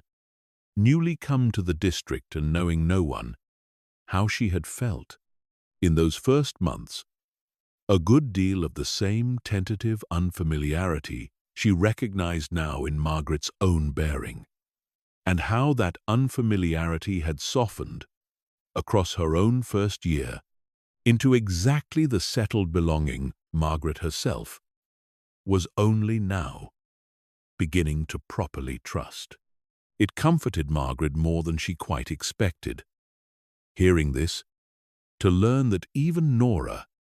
so thoroughly and unshakably at home in the house by every outward measure, had once stood where Margaret now stood, uncertain and newly arrived, and had simply been given, in the end, nothing more remarkable than time and patience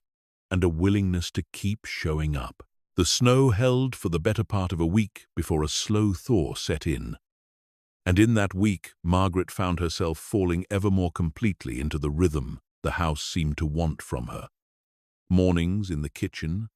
the library, and the still room taking up the bulk of her days. Evenings by the fire with the old journals and ledgers. And increasingly, in the quiet hours before sleep,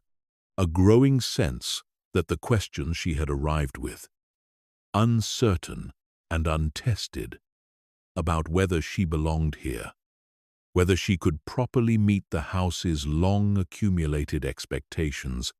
had begun to answer themselves not through any single dramatic realization, but through the simple accumulated weight of weeks spent showing up day after day and doing the small, careful work the place asked of her. She thought, one evening near the week's end, sitting before the library fire with Eleanor Wren's copied letter open on her lap, alongside her great-uncle's final journal entry, of how strange it was that a house could hold, within its old stone walls, so many separate voices, across so many separate generations, and yet produce, from all that separate speaking, something that felt, to her now, remarkably like a single continuous conversation, patient and unhurried, in which her own voice, however new and however uncertain it had felt on arrival, had already begun to find its proper place. The thaw came gradually, the snow retreating first from the sheltered corners of the garden, and then, over several successive days, from the wider grounds beyond, revealing beneath it a landscape softened rather than damaged by the covering. The garden beds waiting patiently for the proper work of the coming spring. The orchard's bare branches beginning, in the lengthening afternoons, to show the first faint suggestion of buds not yet ready to open, but no longer entirely dormant either. Margaret walked the grounds often in those thawing days, feeling the particular pleasure of watching a landscape she had only known so far in its autumn and winter guises begin its slow turn toward something new. And it was on one of these walks, following the footpath further than she had yet gone, past the stone bridge and the beach stand and on toward a stretch of higher ground she had not previously explored, that she came across a low, half-ruined building set back from the path, its roof fallen in at one corner, its walls still standing sturdy enough despite the evident age of the place, ivy grown thick across what remained of a doorframe. She mentioned it to Nora that evening, describing its location as best she could, and Nora, pausing over the supper she was laying out, said that would be the old mill, disused now for longer than she herself could properly account for, though her own mother had spoken of its still grinding grain within living memory of her own grandmother's generation. It had belonged to the estate once, Nora said, back when the stream had carried enough force to turn its wheel reliably, before some shift in the watercourse further upstream, long before anyone now living could properly explain the cause, had reduced the flow to something too gentle for the old machinery to make proper use of. Your uncle always meant to see it restored, Nora said, setting a plate before Margaret with her usual unhurried care. Not for grinding grain again necessarily, times having moved on from needing that, but simply for the sake of the building itself, and the stream, and what it might mean to the village to have it standing properly again, rather than slowly falling to pieces out there. He never got round to it. In the end, there was always some other, more pressing task closer to the house that wanted his attention first, and the mill kept waiting its turn, the way old buildings will, patient enough, until one day there's simply no one left with the energy remaining to take the project on. Margaret found herself returning to the old mill several times over the following weeks, drawn by something she could not fully articulate. A sense, perhaps, that her great-uncle's unfinished intention toward the building represented one more thread of the house's long conversation, still waiting for a hand willing to pick it up. And she began, slowly and without any firm commitment yet to a full restoration, to make note of the building's condition, which stones had shifted and which remained sound, what the roof would want in the way of repair, what questions she might eventually need to put to someone in the village with proper knowledge of such old structures. It was Tom, in the end, who proved most useful on this front, mentioning one morning at the hives, once she had described her interest in the old mill, that his own father had trained as a young man under the last miller to work the place, and retained, even now in his advanced years, a good deal of knowledge about the building's construction and the stream's old course that might prove valuable if she ever decided to pursue the restoration properly. Margaret arranged, through Tom's introduction, to visit his father the following week, an old man now settled quietly in a cottage at the village's edge, sharp-eyed, still despite his years, who spoke with evident pleasure of the mill's working days, describing the turn of the wheel and the particular rumble of the grinding stones with a vividness that made Margaret feel, listening, as though she were being shown a piece of the valley's history that existed nowhere else now, except in this one old man's careful memory. She did not commit, that winter, to any firm plan for the mill's restoration, understanding that such a project would want proper thought and proper resources, and, likely, more than a single season's consideration before any sensible decision could be reached. But she found the mere existence of the question, sitting quietly alongside her other slower learnings about the garden and the still room and the library, a welcome addition to the shape of her new life, one more long, unhurried task she might, in time, choose to take up, joining her own effort to whatever unfinished intentions her great-uncle and the generations before him had left scattered gently throughout the estate, waiting for a patient hand to notice them and decide, in its own good time, whether to carry them forward. She returned to visit Tom's father a second time before the winter properly ended, drawn back by something in the old man's manner that first afternoon, a quality of memory held not as mere recollection but as something closer to living presence. The mill and its wheel and its long-vanished miller, all still entirely real to him. In a way, Margaret found she envied slightly, accustomed as she was to a life lived, until only recently, at some, removed from any particular place, long enough to gather that kind of layered memory around it. He told her on this second visit, seated in his small warm parlor with a fire built up generously against the lingering cold of the mill's final working years, of the gradual reduction in the stream's flow that had first been noticed, he said, by his own father before him, some shift far upstream, whose precise cause had never been properly established, whether some natural alteration in the watercourse or some human intervention on land beyond the estate's own boundary that nobody had thought, at the time, to investigate closely enough. The mill had simply slowed by degrees across a handful of years, he said, the grinding taking longer each season until it was no longer worth the miller's trouble to keep the wheel turning at all, and the building had been left, from that point, to the slow, patient work of weather and ivy and time. There's talk, now and again, of the stream recovering its old flow, he said, though I've heard that talk the whole of my own life and never seen it come to much. Might be your uncle looked into having it properly surveyed.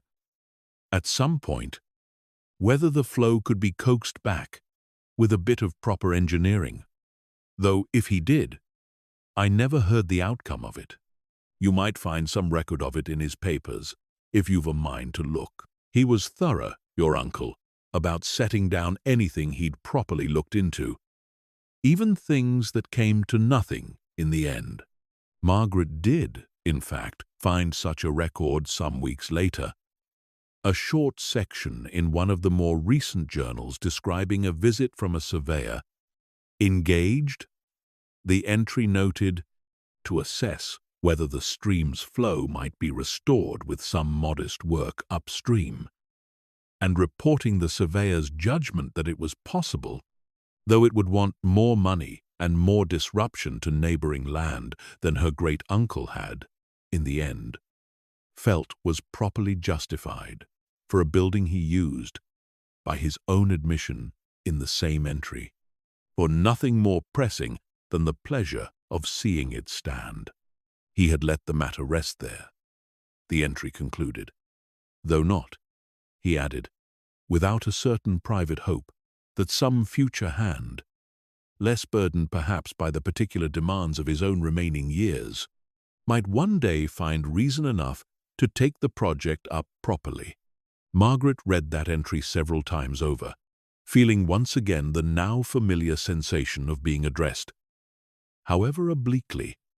across the gap of his death, and found herself, in the weeks that followed, giving the mill considerably more serious thought than she had first expected to, not committing yet to any firm timeline, but allowing herself, for the first time, to imagine the building properly restored, its wheel perhaps turning again, however modestly, not for any pressing practical need, but simply, as her great-uncle had put it, for the pleasure of seeing it stand whole rather than slowly falling further into ruin.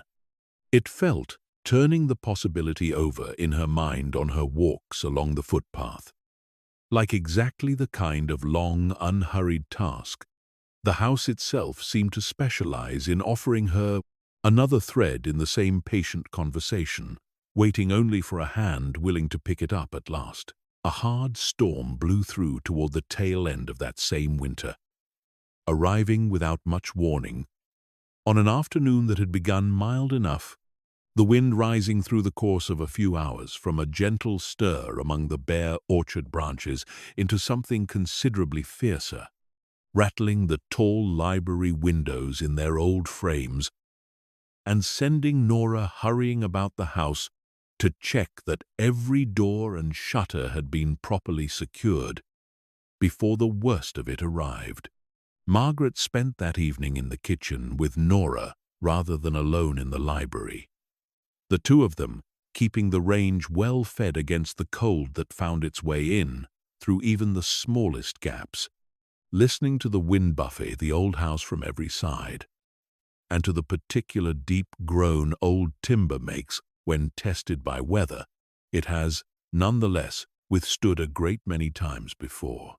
Nora seemed entirely unbothered by the noise and the fury of it, remarking only at one particularly violent gust that set the whole kitchen window shuddering in its frame, that the house had stood through a good deal worse than this across its long history, and would go on standing through a good deal more besides, long after both of them had had their own turn and moved along. They lost, in the course of that night's storm,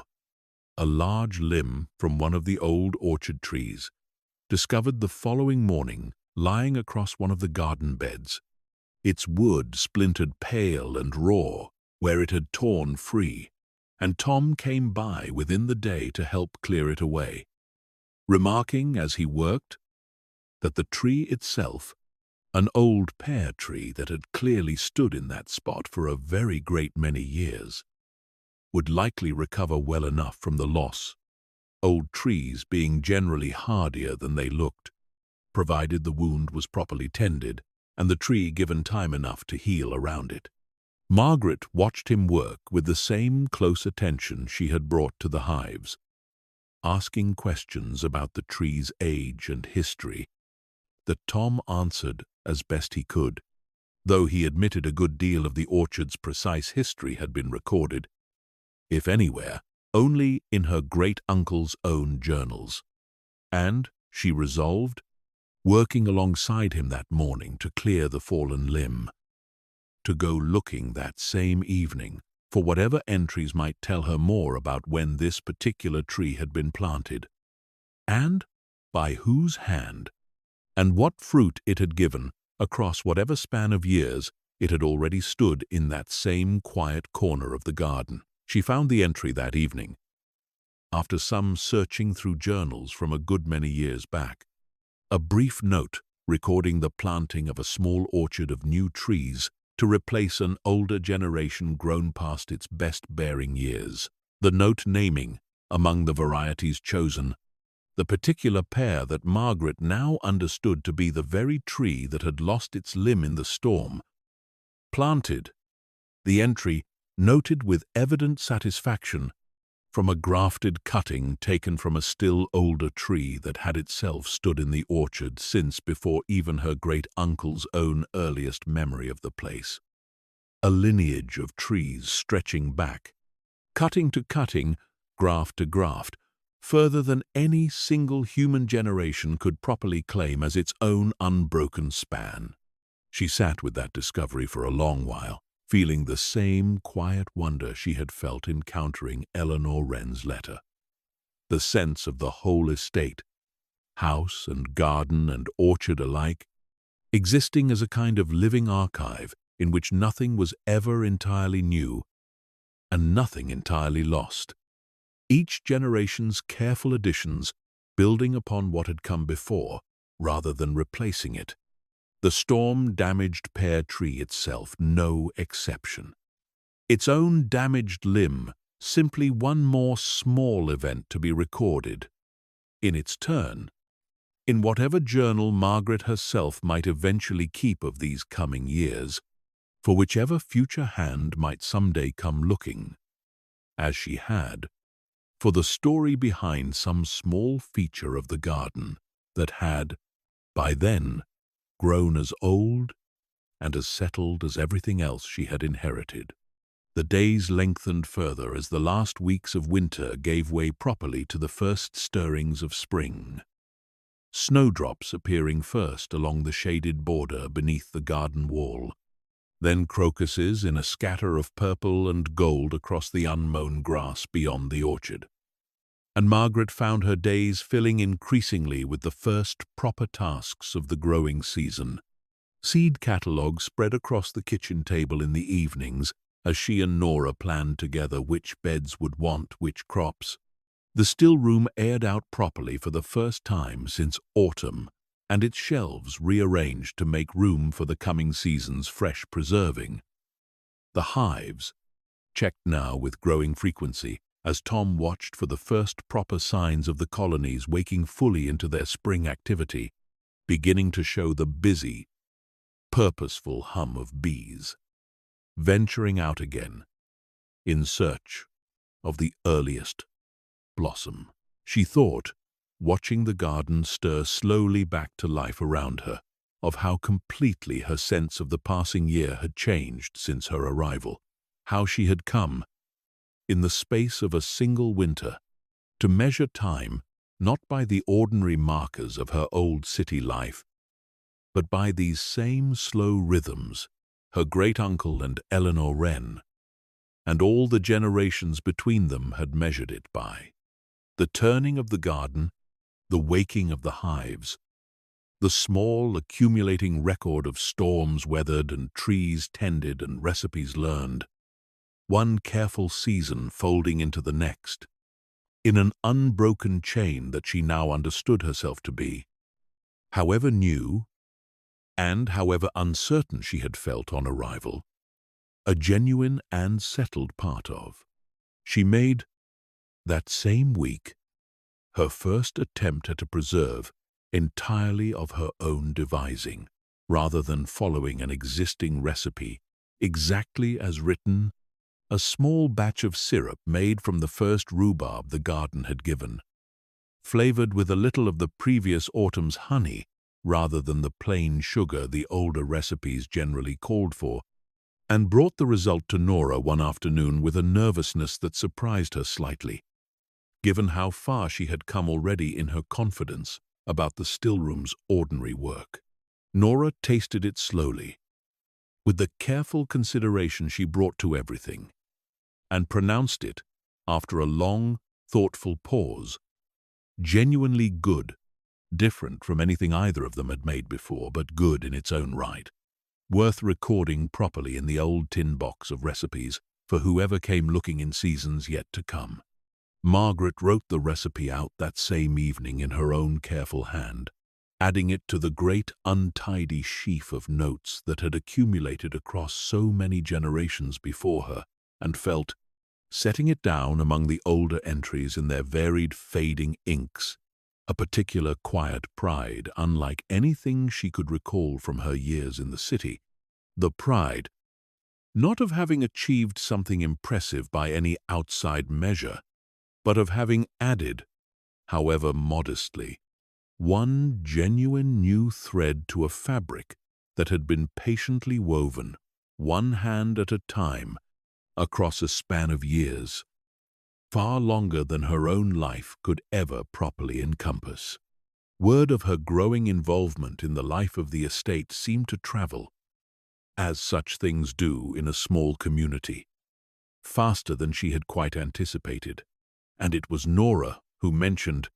one morning in early spring, with the garden beds newly turned and the first seedlings beginning to show green against the dark soil, that the village held a small gathering each year at the point when the season properly turned.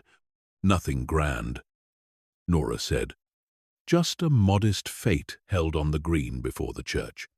with produce brought from the surrounding farms and gardens, and that it had long been the custom, going back further than Nora herself could properly trace, for whoever kept Dunmore Hall to bring something from the estate's own stillroom to be shared among the gathering. Your uncle always brought honey, Nora said. The first jar of the new season, if the bees had given one by then, or the last of the old season's stock, if they hadn't. It became a kind of tradition in itself, folk looking forward to tasting whatever that year's hives had produced, comparing it against years past, the way some might compare a vintage of wine. I don't suppose you'd want to break with that particular custom, would you? Now that it's fallen to you to keep it. Margaret said she would not want to break with it at all, and spent the days leading up to the fete with a new sense of purpose, checking the stillroom stock of the previous autumn's honey with Nora's guidance, selecting what she judged, with her still developing but growing confidence, to be the finest jar among those remaining, dark and rich from the late summer flow her great-uncle had gathered, in what she now knew, from his own journal's careful record, had been an unusually good year for the hives. The fate itself, held on a mild, bright morning, with the first true warmth of spring finally settling over the valley,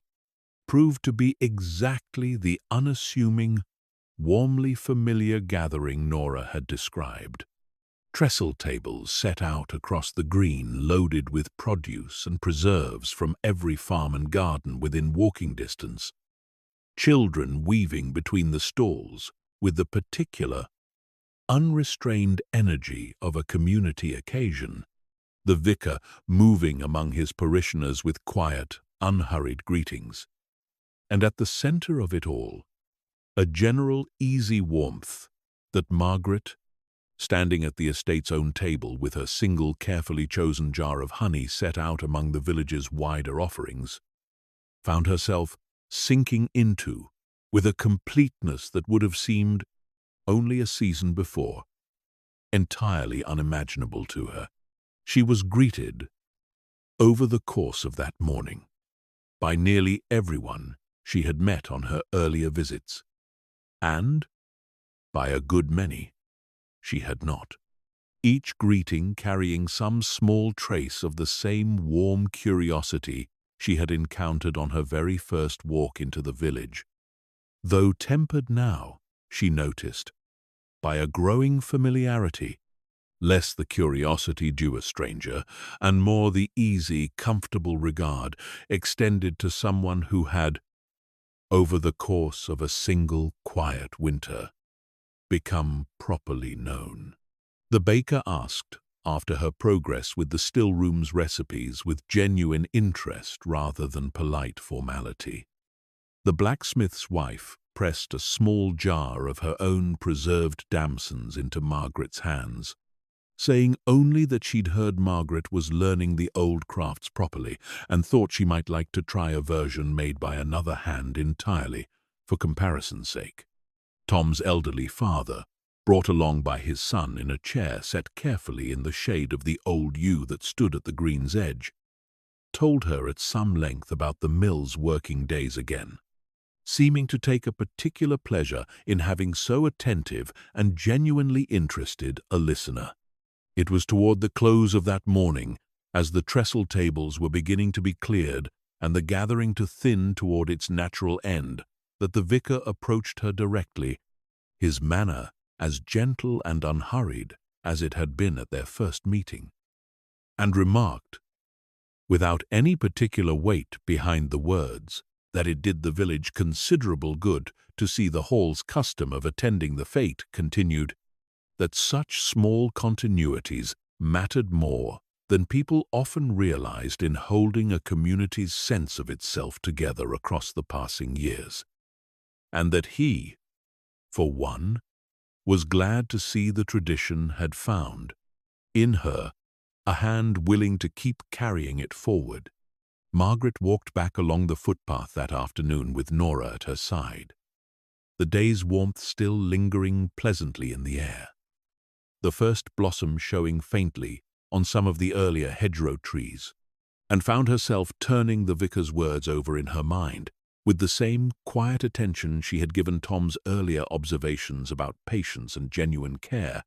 recognizing in them one more piece of the same understanding she had been slowly assembling since her arrival, that the value of what she was doing here lay not in any single dramatic achievement, but in the simple, steady willingness to keep the house's long habits alive, one small continuity at a time, for whichever future hand might eventually come looking to carry them further still. That evening,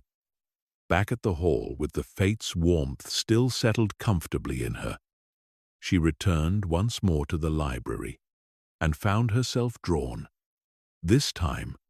not to the older ledgers or her great-uncle's journals, but to her own newly begun notebook, wanting to set down, while the day's particular texture remained fresh in her mind, some proper account of the fate and the honey and the vicar's quiet words, understanding, as she wrote,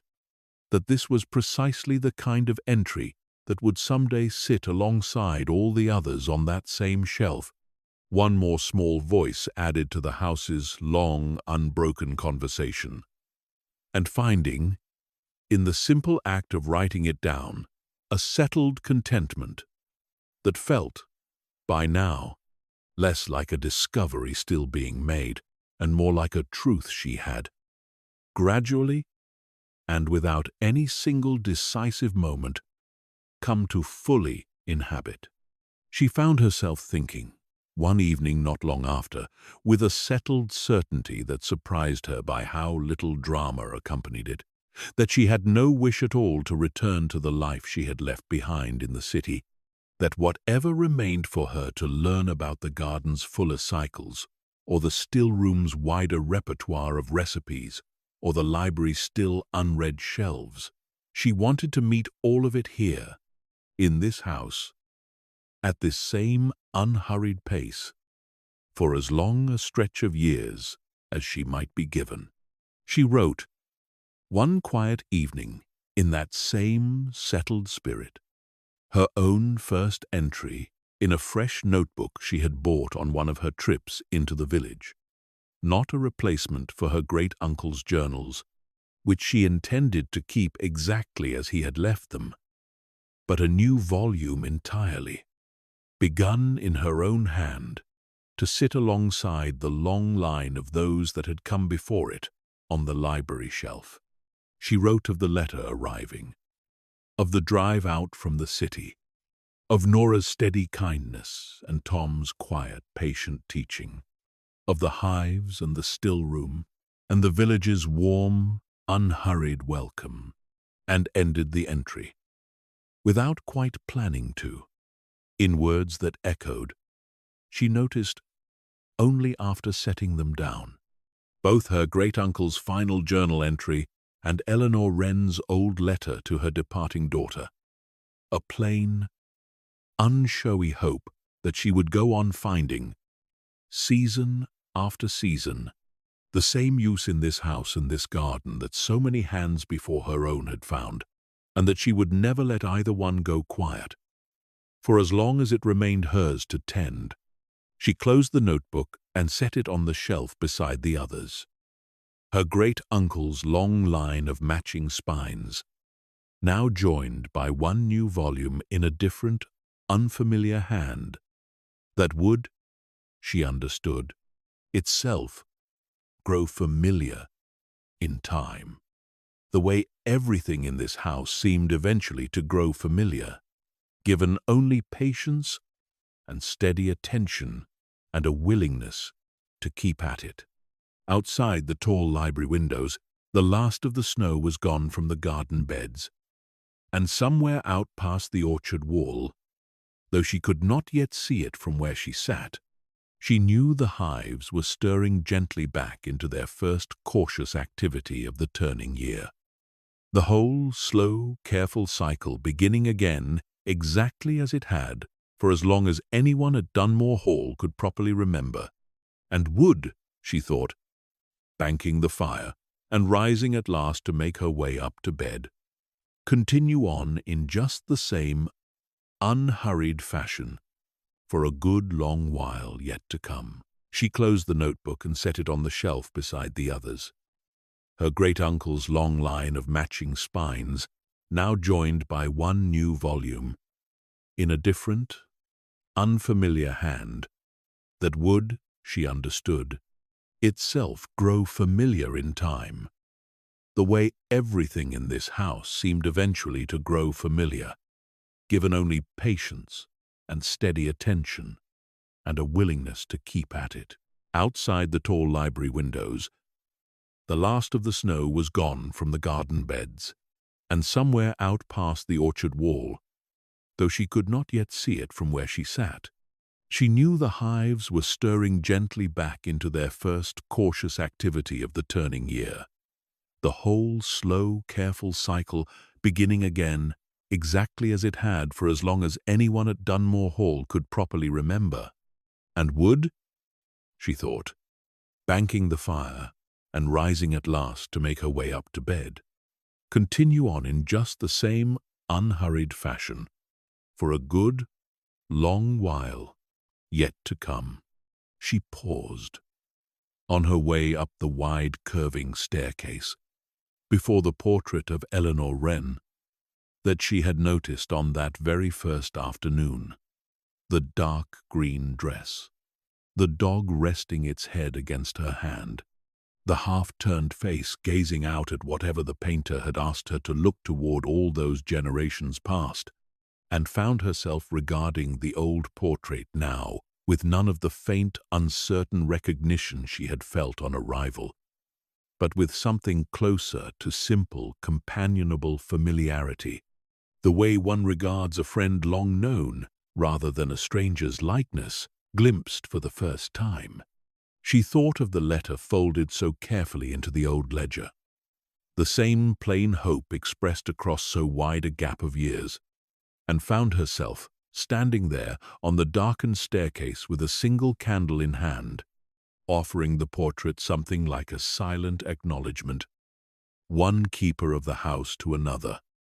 before continuing on up to her room. Her bedroom, when she reached it, held its familiar evening warmth,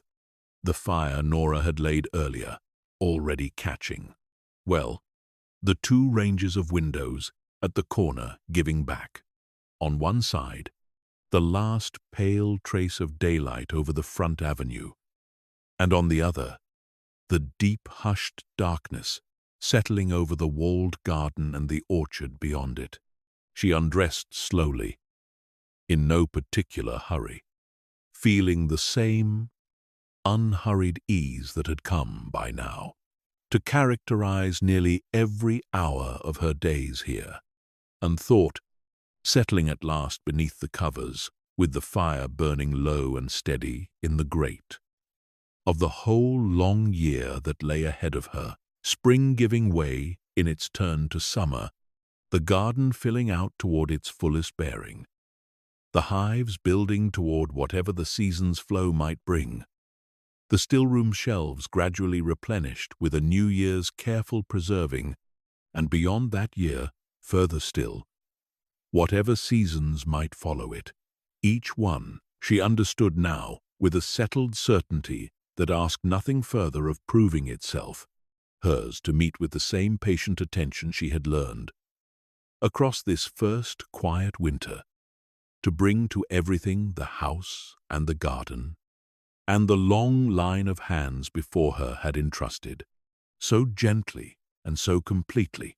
into her keeping. She fell asleep that night, as she had fallen asleep so many nights since her first arrival, with the deep hush of the old house settled comfortably around her, its long familiar sounds no longer strange, but simply the sound of a place at rest. And if she dreamed at all that night, she did not remember it come morning, only woke, as she always did now, to the same pale clean light through her window, and rose to meet the day exactly as she had learned, over these past settling months, to meet every day at Dunmore Hall, with patience and steadiness, and a quiet, willing attention that asked for nothing more than the chance to keep on, one season at a time, for as long as the house and the garden and the long line of hands before her chose to call this quiet corner of the world home. If you have enjoyed drifting into this quiet corner of the countryside tonight, do let this community know where you have been listening from, and consider subscribing so you never miss the next gentle story shared here. Wishing you a peaceful night and the softest, most restful sleep.